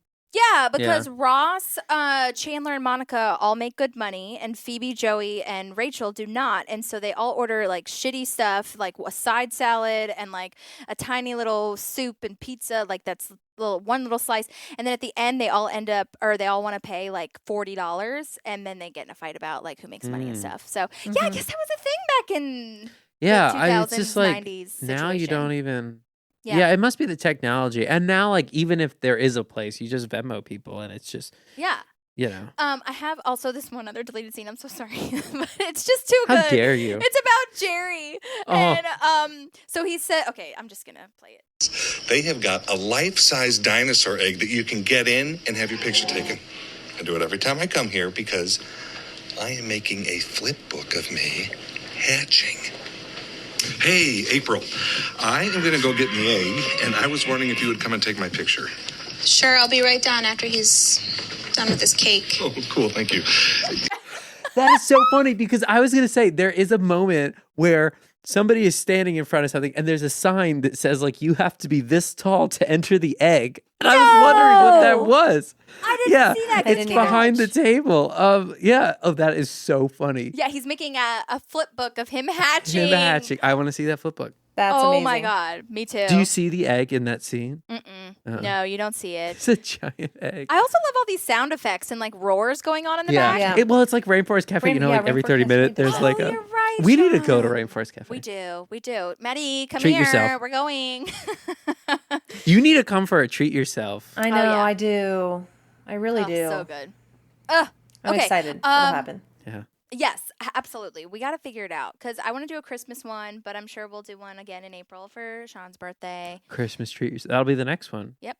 Come on down, Maddie. We'll plan it when you're I here. mean, but also, you What do you can mean? do it whenever. When you get here this weekend. I know, but you mean plan it like You're going to around Arizona? Christmas time? We'll plan Oh, when like, I'll come and go to Rainforest I Cafe. understand. Yes, sorry. I understand. You're going to Arizona? Yes, so I'm I going. didn't know that. Yes, yes. On Friday, I'm You going. asked me what I was doing this weekend. Yeah, but I'm coming back Sunday. So I'm well, that's or the I'm end of coming the back Saturday weekend. night. So we Oh, gotcha. can have Sunday. So get plans. Everyone who's listening. Think about I it. was at think you're better than us. No, okay. I was telling Sean that we should have a pizza night because he got a pizza oven, which is a whole other thing. Nice. And I haven't been here for one, but he's had many a pizza night because I haven't Many a been here, night. and that's okay. But no, on Friday, Maddie is going dress shopping, wedding dress shopping. Fun. Are you excited? I'm so excited. Oh my gosh. We looked at venues yesterday, and so my heart is just so excited. It's such a fun part. Yeah. Like, I'm very Like actually excited. seeing my where it's God. going to happen, I feel like is one of the So tangible fun. things that you can do. Yep. Oh my God, I bought these like cute ass little. They came in, Maddie. I bought these cute ass glasses. Oh my God, Sean, I'm gonna Do you show trust this. them to travel? Yes. Okay. Aww. And So mother of the cute. bride for Aw. My mama. for Maddie's mom. That's so exciting. That's Did good. you Like, decide on a place or What? did you decide on a venue? We're or like you just looked 98% sure. nice. Yeah. Because It's yeah. beautiful. I even already have my thing set up because we're pretty sure we know what day now and everything. 370 Oh days. wow! So you're like set on September 17th. That's Sorry, like should I the publicize that's that? the earliest that's the latest they have next year until it gets to like Thanksgiving weekend because Got it. peak season here is October, November, December, January because it's not balls As hot. hot. Yeah. Oh. So a Got it. September wedding will get us out of monsoon season so that my outdoor wedding will not be rained out. Oh my But God, awful. it will also like at like 5 or 6 here. It's in the 80s, 90s. It's not like you're dying from heat. Yeah. Yeah. So Is the 17th? What day is that? A Saturday? A Sunday? it's a What is Saturday. it? Oh, okay. Dope. Yeah. Okay. So Exciting. anyway, Can't wait to try on dresses. That's I'm gonna okay. try one on too. Why not? no, you have to though. You have to help me pick out the like. I think all the bridal places have swatches for bridesmaids' dresses. Oh yeah. We Yeah. were talking about that too. We got to do that too. Yay! Yay! Okay, cool. All right. Tangent. Well, now we're at love the tangent though. Needed. So now we're at where Andy is challenging Mark to a pool game. I do kind of think this is a badass burn on Andy's part. Like he's a failed architect. God. I just thought well- he'd Yes, Well, it's it funny was. how like that with angles. And well, it's Anne's like, but that's really? what gets to him. Yeah. I know. Exactly. He knew how to get him. Also, what a strange moment to have everyone go around and say what they like most about Tom. I know. Can you imagine I that? like your body. Jerry likes his body. Can So you does imagine? Donna. yeah. Can you I know. imagine Jerry with Tom's body? Oh my God. Absolutely not. Can you imagine in like a work, like whoever the Jerry is of like your work saying that to you? That'd be so weird. That is so, So weird. Donna wants to put him in a cape. Yes. Fly Why around. is everything's thing so weird? I know, but it's know. like weirdly not that weird when Donna says it, but when Jerry says it, obviously it's like, Yeah. ew. April's reaction. Like tied up. Oh my gosh. So funny. I And also Anne has think this it's wonderful look to camera. Oh, sorry, Maddie. yes. Go ahead. No, I was just gonna say I think it's also really weird how Mark gets up like they're in the middle of eating, Mm-hmm. and Andy's like, "Let's play pool." It's Yeah. like, can I finish You know, my meal everybody's first? going places. I know, exactly. But no, he gets him, Yeah. like we talked about. That cut deep, so he's like, all right, Yeah. let's get this over with. Yeah. Yeah, same thing I had in my notes that like this is when the table bar lounge situation is happening. Yeah, they're just moving around. But Are this they is even when eating their food yet? Tom's drinking. Oh. And yes, they have They- gotten their food. Yeah. And now Tom has a drink at this little lounge area. There's also a shot. I took a picture of it and I'll post it in the stories. But like the framing is hilarious because the dinosaur literally takes up like Yeah. 3/3 of it, and Ron and Tom are like in this tiny little box square on the side. It's so funny. I'll post it. But Yeah. yeah, I feel like this is a sucky move on Ron's part. Yeah. And to say that like she's the perfect spooning size. Yeah, that's Yikes. gross. That's too descriptive. It's also really don't say that about insensitive how he starts the conversation. I don't know if you notice like that his tone of voice. It's very therapist, but like sarcastic, and it's like, so Tom, how are you feeling? And it's just like I feel like it's really insensitive. Yeah. Well, that's the thing because I was like, well, I wonder if like Ron knew. Would he do that? Probably not. I think he's saying that because he doesn't know, right? Exactly. He's just like, it's all on. But I still think it's not cool. It's not cool. No. But at the same time, like, at least Ron asked, I guess. I don't know. Yeah. Question mark. But I guess, like, isn't that... I'm so surprised Ron goes to this event. It's like, yeah, that's true, too. Yeah. But it's like, isn't that bro code 101? Like, you know? Are they bros? No. I guess they're not. But, like, bros, just in the sense that they're both man... Then I they don't ain't know. yo hoes. I would have at least waited. That she ain't yo ho, no mo. I would have at least waited though, so it wasn't the day of the divorce. Oh, it's so bad. Yeah. Exactly. Yeah. Exactly. Yeah. So bad. Tom has like such dead eyes. It's so sad. Yeah, like, he's you not stare at doing him. well. He was actually, Aziz Ansari was actually quoted as saying, it was really fun because there was some serious acting for me to do compared to my usual dick jokes. Which I think that was a really nice opportunity. If you look at the like scope, when Jon Paul said like Aziz was kind of just there like doing his job, like that's I think why, because he wasn't a jokey Tom in this one, you know? Yeah. So. That's interesting. Andy says he tackled Eddie Vedder, which yes. Okay, this is stupid, but I had to Google who that was because I'm not a Pearl Jam person. I'm sorry. That's okay. Honey. I thought it was going to be a football person because they talked about tackling. It's okay. We learned. This is a podcast of learning. That's true. This is why I researched, but I can totally see Andy doing that, tackling Eddie Vedder. Oh my God, yeah. Oh my God. 100%. But yeah, so now Mark bets on Anne, and if Mark wins, Andy has to stop bugging them. And April's like, can someone punch someone already? This is my favorite because this is, and I don't know if I should be saying this, but this is exactly Ivan's demeanor when we were having that graduation party for my brother, and my dad and my stepdad were coming. And he like literally we walked out of the dinner, and Ivan goes, "Why did nobody punch anybody?" It's like, dude, that like let's not push it. But that's a funny joke. Yeah, funny joke, but not in real life. right?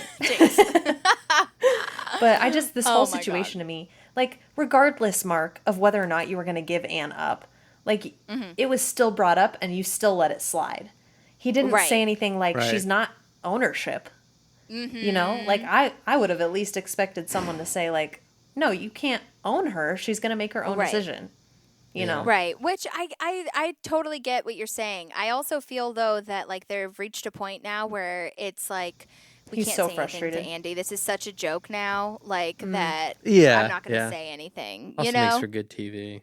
Yeah, totally. And it is kind of a boring match. Like if you watch it's it, not it's not neck and neck. Mark is clearly winning in all of it. And I just love how like he's hustling him and just clearly doesn't know what hustling really is. Oh, right. Like he doesn't like realize halfway through that he actually needs to know how to play pool. Yeah, absolutely. Oh my God, it's so dumb. Leslie is talking about all the different things to make Tom happy and like what can I give you, and she says a cheese fountain, a goose heart. What is that? Where is she coming? I wonder if that was improvised. Like so nuts. Goose heart. But this is also the first time we learn that Tom is a club promoter or aspiring club promoter, like little entrepreneur moment. Yep. And this is where we learn of the infamous glitter factory. The glitter factory. Oh my God. Donna can't go to the glitter factory because she says if we see Jasmine, she can keep Anthony, but she wants the microwave back. Oh, I want to see a whole Donna. Okay. I want to see Parks and Rec through Donna's eyes. Yeah. Can we talk about, though, and spoilers, so skip ahead 15 seconds if you're not a fan of the show that has watched it all.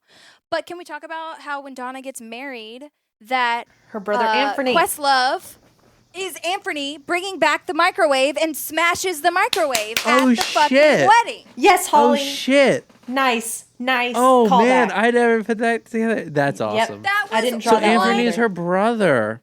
One blip of that line. And now it's like just... Damn. So, A stripper dated her brother and stole her microwave. Yeah, and They- his line in that ending thing was, now nobody gets any popcorn. So they must have had some sort of popcorn moment. This is the popcorn episode. Yeah. Wait, what's the other popcorn? At the beginning, the opening. Oh, yeah. Oh, yeah. When it burns your throat and the guy with the popcorn. Oh, yeah. Got it. Oh, my God, so dumb that I didn't know that. That's but anyways, funny. that blew my mind when she said that line because I had never put that together. That's nuts. I was like, wow.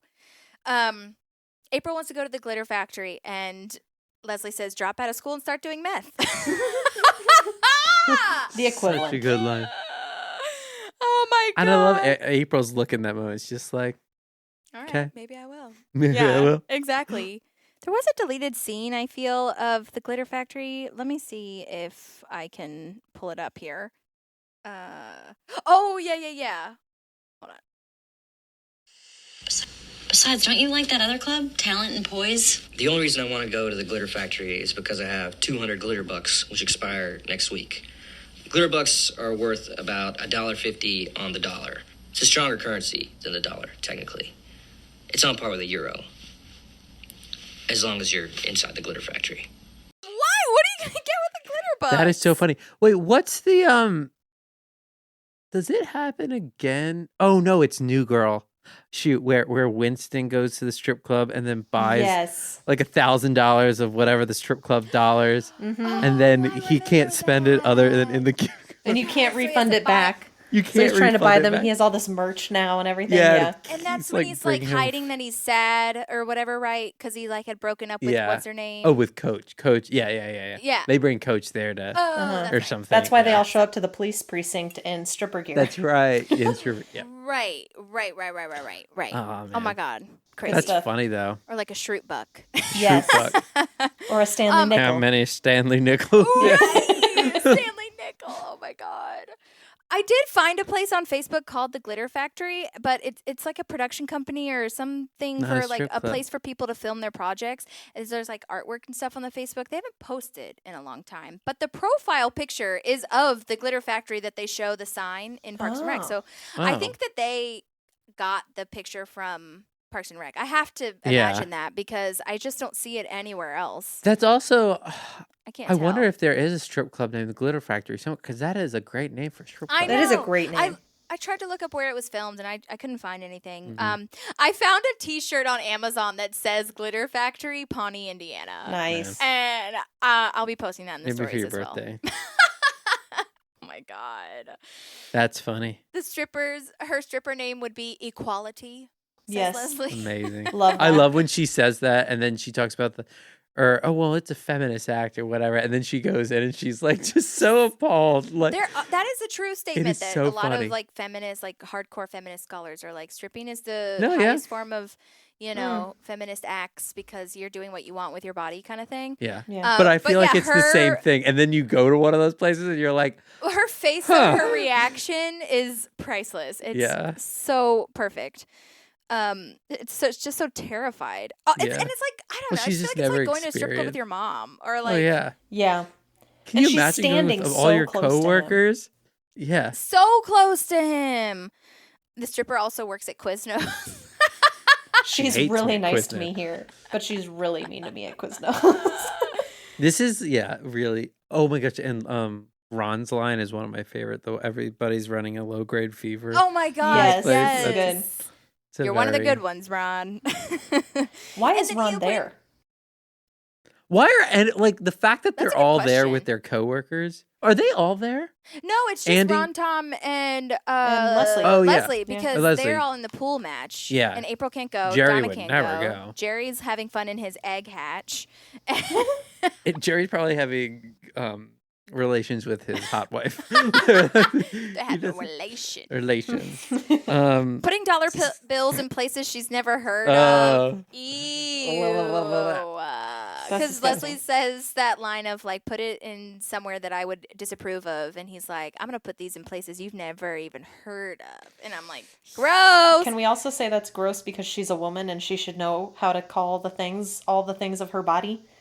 Yeah, and that's the joke I feel is that Tom doesn't know what they are either, probably. Yeah. It's just like, like, He just, yeah. yeah. But Ron is so happy when he finds this breakfast buffet. Ugh.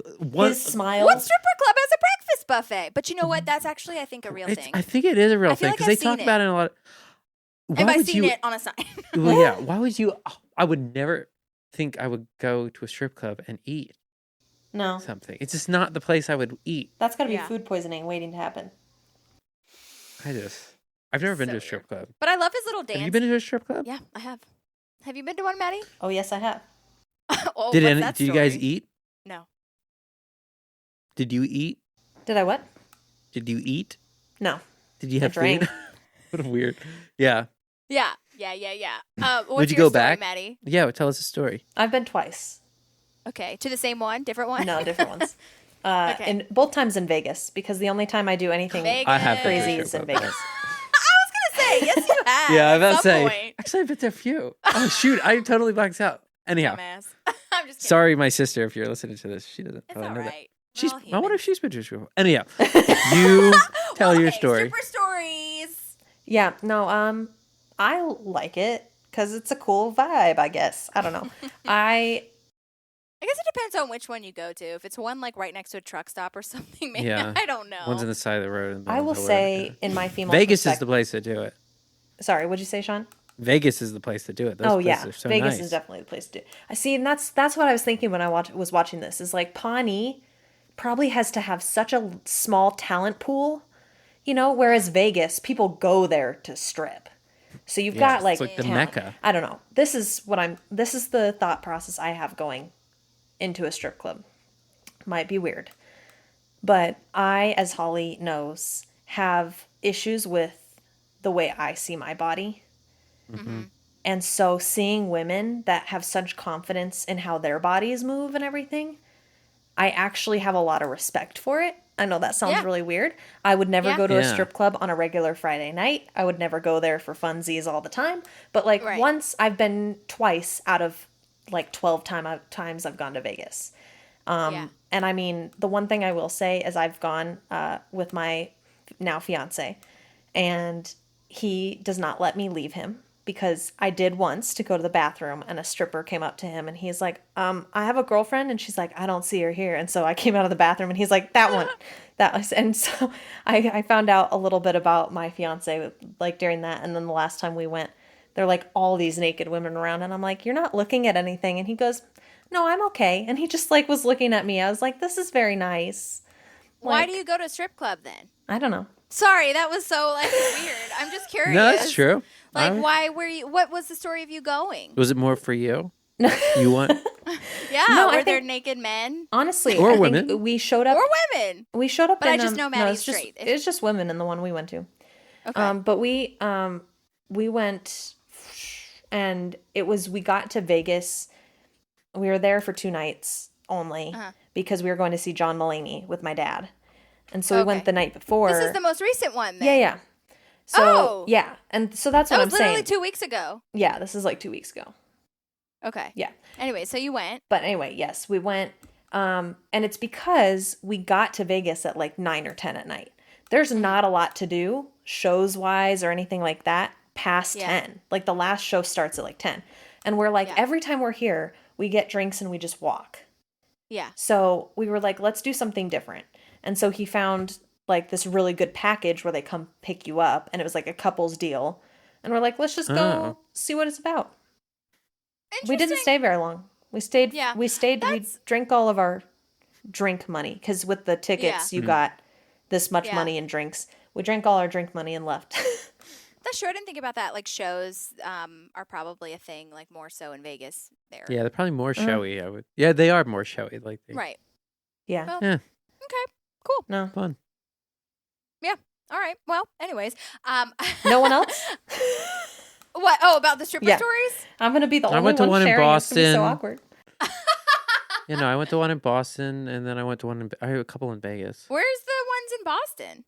There's one downtown, Like the financial district? yeah, but not to the north end, but Oh. yeah, Who'd you go with? Do you remember? Or a can you girl. say? A girl? Yeah, What was the story? No, I think it was just a Or like, date. how'd you I think it was you like went on a A date date? at the strip club. no. I think Okay, no, burn no, it no, to maybe the I was with a ground. group of people. I'm sure we talked about this. No, we didn't, Sean. You don't tell me about the sexual part Maybe- of your encounters in college, okay? Oh, wow. We do now. But no! It was after a concert. And it you was just after were a like, Sarah hey, Bareilles there's a concert. swing strip. I think. After a Sarah Bareilles concert, Yeah. you went to a strip club.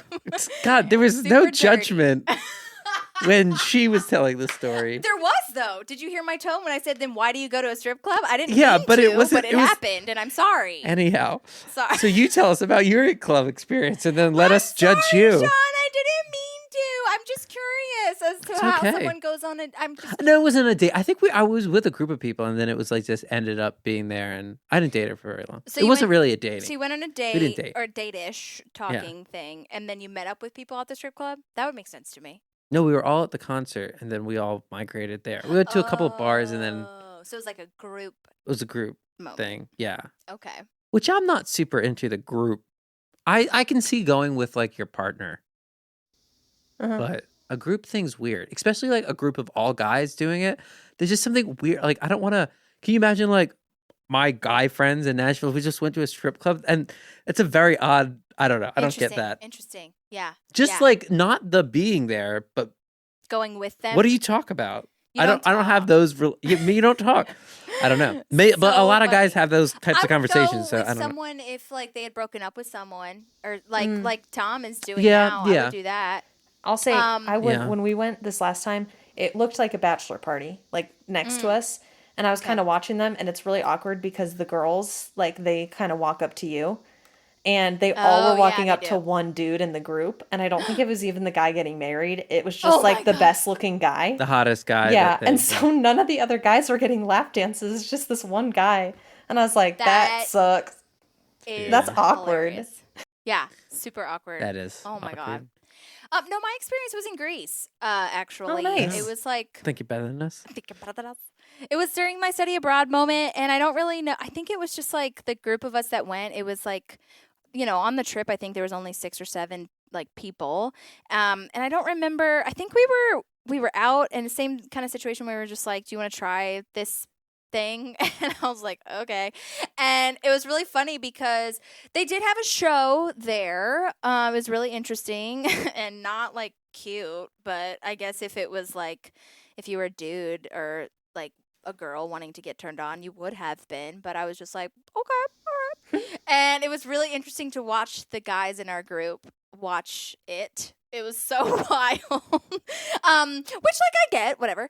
But then they were also like pulling people on stage, and I went on stage. I didn't take off my clothes or anything, but I did go on stage and like dance around, and that was fun. And then like the girls started trying to take off my clothes, and Yoink. all of the girls from my group were like, "No! Oh my god!" And so yeah, I just ran off stage. And that was, but it was like a, you know, it was one of my acting teachers in Berkeley actually was like, you, for that same reason, Maddie, was like, you know, you should go to a strip club not for, you know, sexual moments. I mean, maybe if you want to, but like also to see like how a body is just a body. You know what I mean? And the carefreeness. I think that's the beautiful thing, because I think the way it's portrayed in our media is that it's only these stick skinny girls with big boobs that go and that work in strip clubs. But every woman there was a different shape and size everywhere. Loved and that. I loved that. Like, I mean, I wasn't sitting there like getting turned on by all these like different sizes, you know. But like I was like, this is cool. No one's being held to, you have to lose this much weight, you have to look exactly like this. Like, yeah, and that's, you know, because everybody has a preference, and it's like, you know, I really liked that too. And I'm not, it's not my thing. It's not like, let's do this all the time, but like, you know, I think it is a good reminder for me that it doesn't, you know, to have that's how it was in confidence, Greece doesn't too, matter. where it was like, yeah, exactly. It's like full figured. You know what? Another thing that you could do is go to like one of those naked spas, like in Big Mouth, if anyone watches that. Oh yeah, like where the Korean bathhouse. Yeah. Tone and Sarah just did that. Oh yeah, they did talk about that. Yeah. But anyway, well, that was a fun tangent. Anyhow. So, I do love that. Wait, do you guys have anything else to say about the strippers? No. Okay. I love that Ron is flipping pancakes and like dancing around. I really love how excited he is. When the glitter bomb goes off and he is just that's so shielding. good. I love that. Yeah. Oh my God. Meanwhile, Andy still thinks this bet is real and that he somehow owns Anne legally. I also took a picture. There are 9 beers on the table that Andy accidentally hits because he's like thinking he won. And because I was like, this table's so full. And so I counted them. But I was imagining that they're all his, but I'm sure some of them were Mark's. Yeah. Yeah. They could have been his. And he looks so sweaty. He always looks so sweaty. He is so sweaty. I wonder if that's just Chris Pratt or they try to do that for Andy. Oh, yeah, I wonder. I feel like it's Chris Pratt. Chris Pratt. Chris Pratt Just a pre-Guardians of the Galaxy. Right, Yeah. exactly. But so now I'm actually at where Leslie is buying Tom a lap dance. And fun little moment. Go ahead. I have a thought. I'm so sorry. So I turned Say the it. page because I caught up and then I was like, oh, Yeah, I yeah. forgot to say this. When Andy's like basically thinks he owns Anne now, I wonder if they pulled this from The Bachelor. Sean, do you watch The Bachelor with Sierra? I've seen it, but they definitely did. Yeah, where they say the little movement, you can say your goodbyes. Yeah. Yep. Oh. If you did not get a rose, say your goodbyes. Say your goodbyes. Oh, I totally didn't even catch They're like, that. take your minute. Yeah. And then he like backed up He and really he does does. the little Chris, like whatever Yep. his name is, like little pose. He does, truly. And I definitely noted that because he did a whole little bow. With Yeah. Yep. So From that The was Bachelor, great. Bachelorette. Yeah. Yeah. Oh, wow. I love that. Yeah. Now we're at Seabiscuit. Oh my God. Sierra. It's so loud Sierra. in here. I mean, Seabiscuit. Sierra. I think that it's so funny. Her name is Sierra, but this Sierra. My wife's name is Sierra, if anybody. Yeah. It's fine. She has a stripper name. But it's with But an it's S. no. Well, I was gonna say it's a stripper spelling. Yeah, but really grind the sorrow out of him. Gross. Oh my Also, I God. love that Leslie is watching this alleged lap dance. She's so Gross. close. Yeah, She's so and close. so close. Is it because you have a strong female figure watching you? I also liked. I'm gonna say that I liked Sierra's lingerie, the little checker moment. Yeah. I thought it was really precious. Yeah. I'd buy that. Okay. The other thing that I have to say, which I'm super stoked about, little surprise for you guys because I didn't tell either of you, but the actor that plays this stripper, her name is Cheryl Texiera, and we actually worked at the same what's her acting name? class. Cheryl Texiera. Her last name is Texiera. That's so funny. Texiera. Oh, Texiera. Oh. Yeah. That's funny. Do you think it was like Text Sierra? Yeah. almost? Yeah. It's like, that's weird. No, yeah. But Oh, we that's worked cool. at the same acting studio in LA. That's cool. And I didn't have a lot of interactions with her, but everything that we did, she was a teacher there, as was I. And I did the showcase program, and she was like our scene study actor. And at the time, she was still working on Girl Meets World, which is the spinoff of Boy Meets Oh. World. She plays Sean's love interest. Oh, okay. The mom of the like best friend to Corey and Topanga's daughter. Yeah. But I emailed her. Nice. And I was like, oh my gosh, Cheryl. Because I remember I always wanted to say something, but I totally forgot. And I think I don't even know if I was working there at the time that I like really, truly remembered like, oh my God, that's Cheryl. It's nuts. But so anyways, she also has been on Always Sunny, The Connors. She's also just an excellent teacher and producer. She has her own little company. She does a lot of her own work. You should follow her on Instagram. We'll post her Instagram on the show notes. She does a ton of fun like self-tape videos and things like that. But so I emailed her and I was just like asking her about like memories and like what kind of things she had to say. And I'm going to read this email to you guys because it was just so sweet and precious. She says, "Congrats on the podcast. How fun!" ! Parks and Rec was my first professional gig, so it definitely holds a special place in my heart, which I had no idea. That's cool. That's amazing. That is very cool. I asked her what it was like to like work with all the people on set, and she said Amy Poehler was so kind, all caps, so kind and hilarious. She improvised a ton while we were filming, and I was tongue-tied as to whether to play alongside her or just stick to my lines. Aziz was in the zone as it was a more dramatic episode for him, which makes sense as we kind of talked about. The director, I think, in parentheses, thought I was a professional stripper. That's amazing. And Nick Offerman, who I only met for 2 seconds in the trailer, was so kind, all caps, that to this day, I hope I make everyone feel as welcome as he made me feel on set. And just Wow. put a little emoji heart. Such a special memory. Thanks for letting me walk down memory lane. Best of luck with the show. Nice. That's awesome. Did So she sweet. have a lot of lines? No, in the- she didn't. Did she speak at all? Yeah, Or- she does. She says- basically, go ahead, Maddie. She corrects Seabiscuit and says that's right. Sierra. Yeah. And then basically when Leslie is saying like, unless I can get a refund, she's like, no. Yeah. I wonder how much of that was improv. Like, I wonder if Seabiscuit was in the. I know. I wonder that too. But yeah, that's really funny to hear that Leslie or Amy Poehler was just like, Yeah. saying a bunch of shit. And she was like, I think Cheryl played it so great. Oh, yeah. She like, played it like, what just the hell? so like surfacey and Yeah. deadpan, kind of like, what? Yeah. Love it. So thank you, Cheryl, for emailing me back. That's so awesome. We talked about the glitter bomb. Oh, okay. There is a deleted scene of this waitress that did not make the show, and I took a picture of her because I think that is the worst thing when you are in a show or a commercial or whatever and you get cut. No. Yeah, that sucks. So I recorded it. Let me see if this is the right one. Hiya, sweetheart. You looking for some company? No. Could you refill this plate for me? A little bit of everything with an emphasis on bacon. Okay. So That basically, music. I know the music is so Yeah. loud. Everyone That's will be so able to hear it a funny. little bit better, but basically, Sounds like a she's like, carnival what can I too. do It's for not you? like it's not like the music like that they were playing. That's basically like she's my cherry pie. Like and the other part, it's like it's like carnival. Oh my god! That's And I funny. took a picture of her, so I will post her in our stories. She deserves credit. She had lines.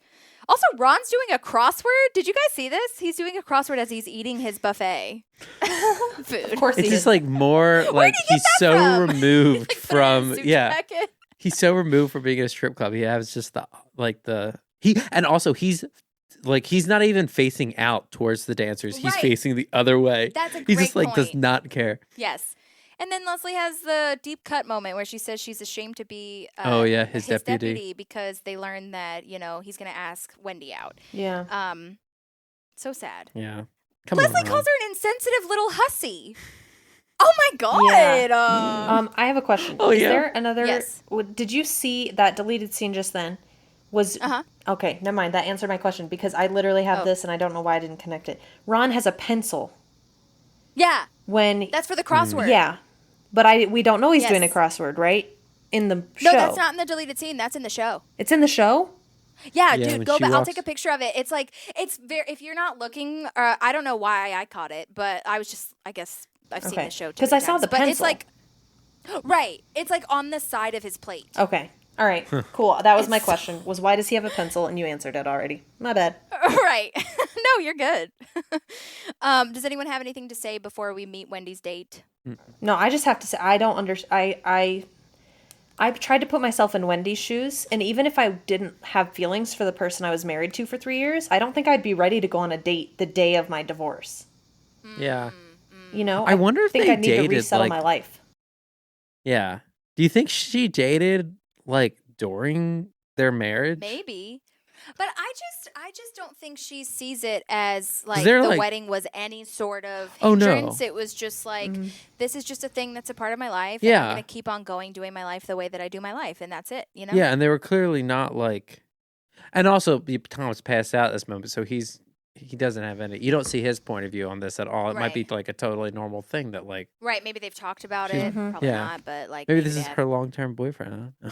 well, it's no because they know the husband, not the husband. But yeah, it's feel like it is really soon. But maybe it's just like it's so. I mean, they obviously did nothing. They probably like sleep in different rooms, like they're Right, roommates. right, You know, right. at that point. Yeah. Well, I understand what you're saying though, Maddie, where it seems like it would be a little bit more time than what she's giving it. But like you Yeah. said, Sean, maybe she also like has been dating before. I don't know. Yeah. But anyways, yeah. Does the documentary crew know that this is a green card wedding, or have all of them been spy shots? I think the documentary crew knows. Okay. Because Yeah, they're in the house. yeah. I think the only people that don't know it are like Leslie and well, actually everybody The except office, for Ron, except for because Ron, Ron right? found Yeah. out. Yeah. So yeah. But this dude that Wendy is dating is called James Ball. That's his name. I didn't see a ton of stuff that I've seen him in, but he's done a fair amount of work, like guest stars and stuff. I also messaged his agent. LOL. Hi guys. When I went into audition for Phil, I thought it would be fun if he was really kind of turned on and excited about all the chaos that was going on. So with those lines, when he's asking, Tom's wife, like he's saying, "You're married?" And then, when they come in carrying Tom and Tom's drunk and, I'm going, "That's your boss? Who's he carrying?" And I just kind of played it in that first audition like, yeah, it was like the most exciting evening that Phil could have. And I remember Allison Jones, the casting director, kind of like pausing after I was done, and they were laughing. They were laughing in the room, and she was like, "All right, you know what? Like, I'm gonna bring you back for the callback, but if you could just kind of, do it the opposite, like do it the way that they shot it in this show, where it's just like, it's not great news that."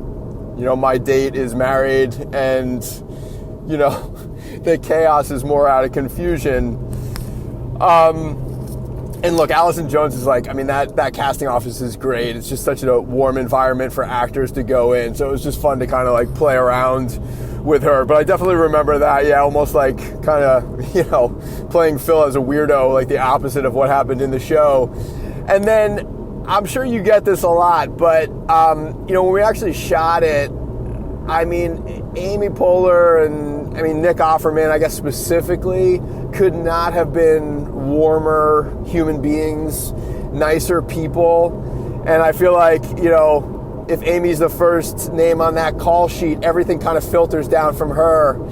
She's the leader, and it was just such a amazing environment to work on, just, creative and fun and funny. And I think that just, all stems from her just being awesome. So it was nothing but fun for me to work with those people. And then the last thing I remembered, is when we were going through rehearsals on the set in that house, and we were just running through the lines. I remember again, Amy specifically, just kind of like dying laughing when, I was kind of saying my lines in rehearsal, when we were just blocking the thing. And I remember thinking to myself, I'm like, oh wow, she's probably doing this by design, like to make me feel comfortable, to make me feel, funny, and that this is, again, just like a really free, easy environment to work in. And I don't know for a fact if that's what she was doing it. Maybe I was that funny. But like I said, I'm guessing it was planned, and that's really smart of her to do, because yeah, it definitely made me feel more comfortable. So just a really, really one of those like great experiences you have as an actor. Thanks, guys. But that is a lovely home, Leslie says. Yeah. You have a lovely home. That's our Southern upbringing in Leslie, I feel like. Yeah. Right. Has to say something nice. A little Midwest moment. Great fire in the background. Great fire. Yeah, great fire. Great little living room. Romantical. Wines being poured. Their night is definitely ruined. Right, totally. Yeah. Oh my God. I love Ron's Who's he line. carrying? Yeah. Where do you want this? Yeah. Oh my God. Leslie thinks Tom's from Libya because they have this little explanation.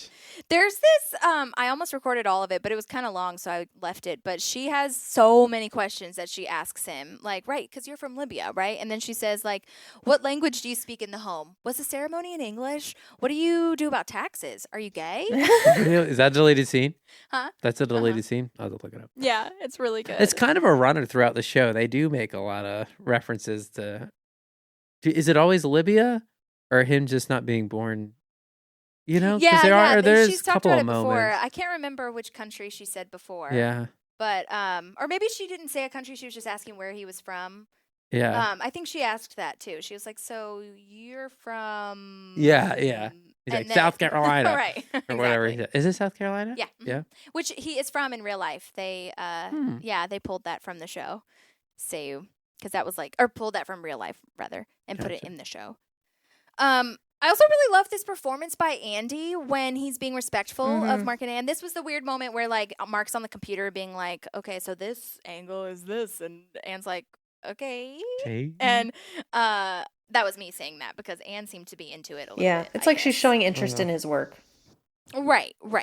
But Mark gives him a handshake. His little like he has like a groan after he says goodbye, A cakes, like hello, Ann, and then he's like, oh. I know. It's so he expects sweet. her to Breaks follow. my heart. He's such I a expected you to chase me right there, and you didn't. you and did. that's okay. Yeah. It's so good. Funny. I love it.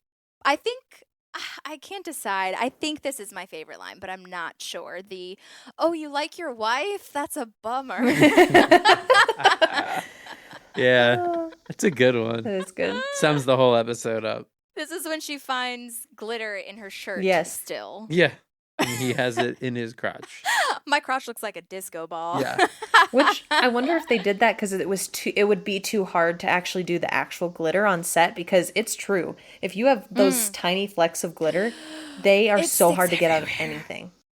That's so true, Maddie. Yeah, that's why they did the confetti more so than the actual glitter. That's what I was thinking. It sticks to your like sweat, like pores almost or something. Nuts. Yeah. Well, I'm at the tag, you guys. Yeah. Do you have anything to say before I talk about Divorce Horse one more time? No. The one thing I like about the tag is you can hear the galloping. And like Ron almost knows what's about to happen. Yeah. Just the So anticipation is so good. Yeah. So You wonder real. if this is the first time he's gotten the divorce horse from Leslie before. It seems like something she uses this a lot. Oh, right. This is I know. That's first a great time. question. I wonder Do they all get it on their birthday every year? Oh, right. But I mean, yeah, because Tom's reaction at the beginning could have gone either way. Like, oh, for fuck's sake. Yeah. Like, it could have been the first time, or this could have been like I the feel 18th like, yeah, time. this is not new. Interesting. Great Yeah. question. Okay. Leslie, sorry, of course. Yes. Okay. She called you selfish, of course. The balloon pop is scary. Okay. That was scary because he like really flinches. I thought that was great. I asked how long the song, which we'll talk about the balloon pop in a moment. But I asked Jon how long the song went on because I assumed it was longer since like, especially the first one, because they really only say like 2 lines. So you got a divorce, of course. And it's like the end. But this one was longer, obviously. So I asked how long all of them went on. And I was curious, like, what he had to memorize versus what he aired, like that kind of thing. So this is what he said about that. Actually, everything that you see in the program, the scene with Amy Poehler, and then the scene at the end, the tag, that was all scripted. Everything that was there is everything you see is what was on the page. We did do some improving on the tag, Amy Poehler and I, because she eventually came into the scene after Nick pops my balloon. She came into the scene to apologize, and me and her had some fun improving with each other, but none of that made it into the show, which is fine. It was a lot of fun, and I will always have those memories of, getting to improv with Amy Poehler, who is, a comic legend. That's so cool. That is so cool. I know. I wish they would have put those in the deleted scenes, but know. I didn't see any. And then, okay, the second thing, I asked, this is probably my second favorite clip that he sent in, which was, because it's just amazing. But I also asked if he broke because it was so funny. And I was like, did you laugh at all? Like, what was that like? Because it was also so funny to have that flinching moment with Ron. And I don't know what I would have done, I guess. But anyway, and especially now that he talked about improvising with Amy, like that led me to think like even more so, did you break? But because I also told him it was such a big deal to be like the end of an episode, like to be a tag in an episode, I feel like, and like you're the star of it, basically. I was like, that's such a huge deal. Like you're the whole reason why we have a tag. But anyways, this is what he said to that. No, I never broke. I never laughed. When you're a smaller role in a show, when you're a guest star or a co-star, you really don't have the opportunity to break because everyone just wants you to be there to do your job, get it done, and leave. So I no, I did not break. However, I have a great story about Nick. Before he popped my balloon, which we recorded that scene several times. We filmed that scene several times, and after, I don't know, the third, fourth, fifth take, they were resetting, and he motioned for me to lean over to him, and I did in my horse outfit. And he said to me, which I will always hold in a very, very close place to my heart. He said, "I think you're hilarious. I'm really having trouble not laughing at what you're doing, but I can't laugh at you because I can't. But I just wanted to let you know you're very funny." And I was like, okay. And then the director leaned in and whispered things to me and then whispered things to Nick. And that's when, I'm assuming, the director whispered, "I want you to pop his balloon." So I did not know that was going to happen. So the reaction that I have, very real. It was a lot of fun. It was, I think it's probably the most fun I've ever had on set. Such wonderful people. That was that one. I cut it short. I'm sorry. Nice. But yeah, oh my God, can you That's believe that? amazing. He didn't know the balloon was That's going to pop. funny. I have to go back and watch that. I feel like that's some so nuts. SNL level shit right there. Because sometimes Yeah. they'll change the cue cards on SNL like right before the show. And so Right, Colin Jost right. won't know what the joke is he's reading. And I feel like it's that Right, kind right, of moment where you're Yeah. reacting How at the funny. same time. It's very cool.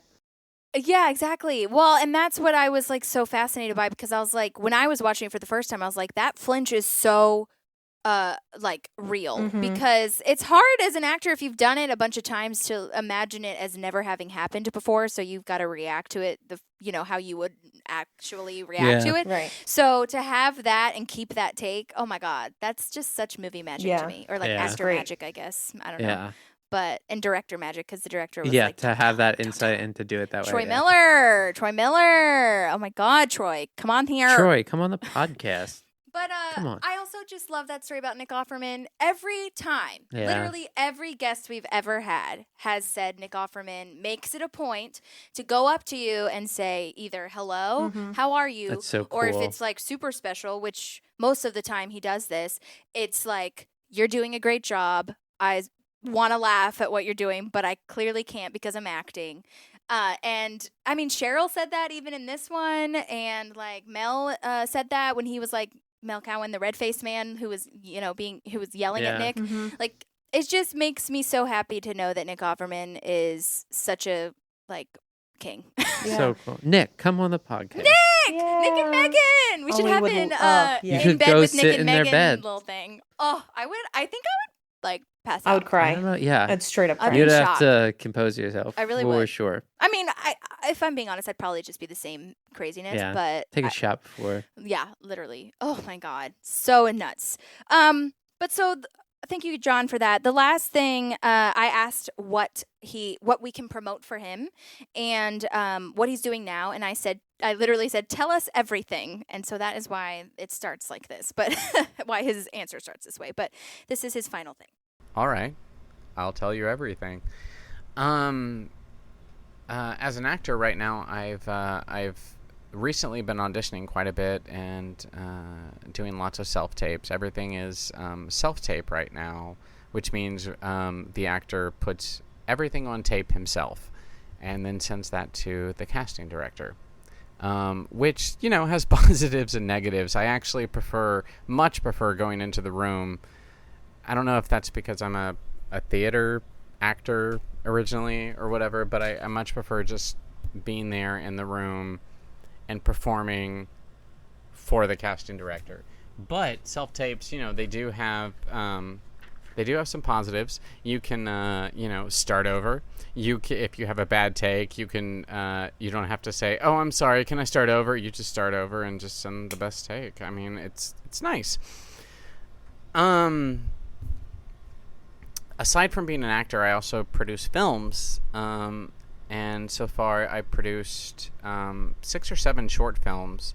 Our first short film, Stigma, is available on Amazon Prime right now, and it's a story of a young man who finds out he is HIV positive, and it is his first day with this information and his interactions with the people he normally sees in his life. Him being the only one that is aware of this, news. It's available on Amazon Prime right now, and it's a great film. Please watch it. Aside from that, we produced several other short films and 2 feature films. One, Sick for Toys, which is available on iTunes, Amazon Prime, all the major streaming services. Also, we just had a new film come out, which is entitled Roadhead. And Roadhead is a horror LGBTQ comedy, which stars Paul T. Taylor, who also played Pinhead in the most recent Hellraiser film. And it also stars Elizabeth Grullon and Damian Joseph Quinn and Clayton Ferris. And Clayton Ferris is also a friend of mine from Dallas, who I've known for years and years. So it was a lot of fun to cast a friend who I've known for so long. But Roadhead is great. It's out and available now on Tubi and Amazon Prime and lots of other streaming services. So please check it out. That's what I have going on right now. You can follow me at Jon Paul, at the Jon Paul, TheJon, no H, Paul, or at Roadhead Kills. On Instagram. Thank you so much for asking me to share and answer questions for your podcast. It was truly fun to answer questions about such a fun role, and I hope people enjoy it. And I guess that's about it. Thank you for your patience. Thank you for your time, and we'll talk soon. Bye. So sweet. That is so sweet. Mm-hmm. What Love a great response. Great response. And you guys, you should have seen the Google sheet that I sent with all my questions. It was a lot of questions, as you could see, and it was great. So I just thank you so much, Jon, for that. I will post all of the things in our show notes so that you guys can follow him and follow all of his movies and things that he produces and does. I actually he mentioned Clayton Ferris, this actor that's in the last movie. I actually follow him, and for whatever reason, he came up in my Instagram, and I was like, I don't know why I follow him. It must have been some LA thing, but I think that was just so random and how random. Small worldy. Yeah, small worldy. That's what it is. Maybe he's your husband. Clayton, are you single? We'll find him. Clayton, or maybe he's gay. That's okay. If you are. You're going to turn someone tonight. You're going to turn someone tonight. But anyway, so seriously, thank you to Jon Paul Burkhart and Cheryl Texiera for sending me emails and voice memos. It means so much, and I cannot even wait to see if what people say about it. So that's going to be great. But yeah, so that's the tag. Is there anything else that you guys have left to say? No, thanks for having me on. This is fun. We love having you on. I know. So Anytime. fun. Feels like a college reunion in our small ass apartment, Holly, with creme brulees. Oh my god. Oh my god. What a time. I don't think we've told that story on the pod. I'll have to post a picture. Yeah. We made creme brulees one time in college. That's pretty much it. It was great. Did it end up not working or something? Well, we didn't get the cream custard thing to stick as hard as it should have, like a gelatin almost. Mm-hmm. But we burned the top. Yeah. I specifically bought a little fire torch thing from Sur La Table. Wasn't there a whole thing where it was difficult to get that thing going? Was there maybe something happened? I don't know. I remember something happened, but it was funny. Do you remember what? Sorry. She wasn't listening. Do you remember the flame torch thing? Yeah. Did we have a problem with broken, that? or being a problem with it? I don't remember there being a problem with it. Maybe I made that up. Maybe it's a different beach. I have the picture though. It's great. You still have the torch? I do have the torch. Should do that. I know. I should see if it still works. We'll see. Pizza night, creme brulee night. I still have the ramekins too that those go in. Yeah. Oh yeah, because you sugar the Yep, and I have the same KitchenAid. We should make souffles. Ooh, I would try that. A souffle. Love a souffle. Well, so Sean actually had a little moment with the pod, which was fun, where he said that Parks and Recreation should be in the title of the name. Because I was wondering when you search it in podcasts, it doesn't come up for some reason. If you search Parks and Rec, it just doesn't come up. But if you do in Park Pals, it does. But all the other ones come up, so we were wondering why. Yeah, and so I changed it to Park Pals, a Parks and Recreation podcast. Yeah. And usually it takes 24 hours to change information on there, but it immediately changed in the podcast. And now settings. it comes up. So when people search Parks and Rec, it's one of the ones that people see. Nice. Okay, cool. Let's see if that does anything. Yeah. I think it will. I have a good feeling about it. Yeah. Because if we're already on lists without having Parks and Rec in the name, if people search Parks, I remember Vincent saying that when we interviewed him. Yeah, because he looked he was it one of up. the first ones, and he searched Parks and Rec, and it didn't come up. And I was like, oh, we're not famous yet enough. We don't have subscriptions or reviews or whatever. Right. Also, anybody listening to this, take 30 seconds, and you can go down the bottom, do a review. It really helps everybody out. Just do one. It can Thank you, Sean.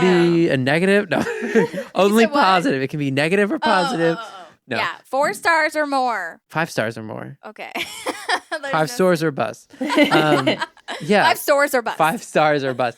Yeah. Rate and subscribe and like and download and hit the little bell to get notified. That's YouTube, but the plus sign. Welcome is for everybody to my channel. No, I'm just kidding. No, you're right though that Smash that subscribe button. Smash that subscribe button. It's a little more tricky because there used to be a button that literally said subscribe, Yeah. and I'm sorry if this is boring to anyone that it's but you might like to know the behind the scenes. I mean, that's what this is all about. But they've done an update, and the plus sign, if you click the plus sign in the top right corner, it turns into a check mark, and that means that you're subscribed, and it hit will the check automatically mark. download. Usually. Right now, just do it right now. Do it now. Yeah. Right now. And all I need is one sentence. Best pod One ever. The end.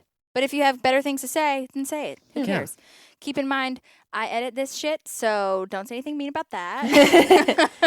Just try to make the world a positive place. Just write something nice and go about your day. Come back and listen to us next time. Somehow this turned into some sort of No, you're all negative. great. No, you guys are all great. You guys all are the listeners. awesome. Especially you. Yeah, Just think you, about the one that. that's listening. You have a great day. Especially you. You're doing great, bud. I love the thing that Mark Maron does in his podcast when he starts. How you doing? Yes, how you doing? Did you get that haircut figured You get out? that haircut? Did you get that You get that doctor's promotion? appointment all worked out? Yeah. No, I Did you didn't. get it But I done? appreciate that somebody thinks about it. You're gonna get it. Just get after it. Yeah, That's you're so gonna great. do it. How's the cats? Yeah. I love Mark Maron so much. He's actually playing in St. Louis next weekend. You should go. Are you gonna be in Arizona? Yeah. Mm. That's okay. St. Louis/Missouri has one of the highest rates of COVID, so I don't know. Yeah, I'll Even he skip said it. that, so I'm sorry. He's not coming to Nashville. I know. I need him to. I would love to see him at Zany's or something. I know. Mark, if you're listening, Mark Maron, come on this podcast. if you are listening, or if someone who knows Mark Maron is listening, come on, get him to come to Yeah. Nashville. He has been to Nashville. He played the T-Pack actually. The Oh, that's smaller right. lounge, or not lounge. I don't know why I called it a lounge Yeah. because of Jurassic Fork, I guess. But You can stay at our house. It's free. literally. We'll have dinner. We'll cook you food. Oh my god, he could stay in the studio and play guitar with you. We'll have. What We're in a dream. recording studio. Come on, Mark. What a dream! Or the show could literally be here. Yeah. Yeah. We have Well, friends. We do have friends. They'd have to pay. Anyway, yeah. So on a serious note, thank you so much if you've been listening up until now. We really appreciate it, and we really enjoy making this for you. So thank you to everybody. There's really nothing else that I have left to say. I think that it's a little late here, so we probably won't do a therapy moment if that's all right. Yeah, we went long. So, but yeah, well, next week. Oh wait, never mind. The way that this is recorded, that would have been wrong. So last week you heard a 30-minute therapy session because it was too long from hunting trip. So we had a 30-minute therapy sesh. So that's gonna happen, or that happened last week for you guys. And then so if we do like therapy sessions, we might intersperse them throughout the weeks or as a bonus episode That's a or good something. idea. But I feel like every time we do it, we have a bit of a therapy moment happening anyway. So, you know what I mean? We had the whole strip club thing. That was go on tangents. that was a Yeah, lot of we do. therapy. A lot of shit. It's our thing, though. Right. And also a friendly reminder, if you have questions or things that you want us to research or people that you want us to reach out, like reach out to, like for example, Allison really wants us to get Ben Schwartz, and I'm like putting that into the universe as well. I don't know how I'm going to get him, but I'm going to get him. And I'm having a good feeling about this whole like Parks and Rec being in the title. Yeah. So hopefully people can find it, and then Ben Schwartz will be like, oh, look at this. But seriously, to people that are listening, thank you. And we hope that you have a lovely week. Sean, thank you for being here. Of course. Thanks for having me. So fun. Maddie, love you. Love you have too. A great evening. Good luck at dress shopping. That'll be so much fun. Thank you. Yeah. We'll come back with pictures. I'll post them in the story. Okay. You know I have not like pictures of the dress though, Holly. Oh, no, just of us. We're going to go to Froyo because there's a place called Zoyo. Is that what it is? Do it after. After the wedding? Oh, yeah. Or wedding shopping? Yeah, definitely. Because you might eat too much and then can't get... No, that's not going to happen. Is that a thing? No. We'll go get a drink after. Calories. Sorry, what were you saying, Sean? Nothing in board. Like most of the things he was just saying not to have froyo before you try on the dress because it might make you feel bad. I'm not eating for the next 4 days. I physically don't bloat. Maddie, don't do that. Maddie, don't be joking about that. Stupid. You know I don't take it seriously. I know. Or I do take it seriously. Yes. I don't take it lightly Not is what I seriously. meant to say. I don't take it not you guys, seriously. Okay, I'll have a therapy session just for like 5 seconds really fast. Yep. I found like shut up. I found a like an old journal, and it's a through line in my journals that I am constantly worried about my weight, and like I think about it, and I think about like not in my recent journals because you guys know I've like been on a journey, but like that was such a thing when I was younger, and so if I can prevent anyone from ever having that as a thought in their mind, of like, I'll get a date when I lose weight. Yeah. I'll like look pretty when I lose weight. I'll do this when I lose weight. Like, fuck the noise. Like, it was, like, fuck the noise. Time's up on like health and weight loss. Well, health, not health. Time's up on go weight be loss. healthy, yeah. But Go be healthy just to be healthy. Yeah. Which also, Holly and I and Sierra are starting a fitness challenge tomorrow. It's like a kettlebell thing, and we're really excited. And we're going to do it. We'll take say pictures. our name, but we have You won't say what name? our name, our group, kettlebell name. You can say it. We have an explicit warning. Oh, we're called the kettle. No, because no, my mother might listen to this. Anyhow, no, she doesn't know. Oh yeah. Can I say it? Oh yeah, it's Was it not more even that acceptable if bad. I say it? It's not even that so bad. we were thinking about starting a group chat, Maddie and listener, that for all of us that are doing the kettlebell challenge, and I said we could be called the kettlebell cunts. And then Sean was like very precious, and I don't know why I didn't think of this first. This is where my head is, where he was like, "Well, we could just be the kettlebell queens." As we progress. I would say as we progress, the name gets better. As we get better, the names get better. The names as get we better. get less trashy. But now the I names like get less kettlebell trashy. cunts, so that's our name. But anyhow, so that being said, with we're a doing K, kettlebell cunts with a K. So you'll have to. Hopefully, in 6 weeks we finish and we're good. Yep, we'll be great. Anyhow. Be fun. Anyway, all right. Well, thank you, everybody. Thank you, Maddie. Thank you, Sean. Yep. Thank you, Thank Jon you, Paul Holly. Burkhart and Cheryl Texiera. Thank you, Holly. Oh, practice. Queen. Thanks. All right, guys. Well, have a great week, and we will see you when we see you. See ya. Don't forget to rate, review, and subscribe. Smash that like. Bye. Bye. Maddie, say bye. Bye. There's a park and some pals, and there's also therapy too.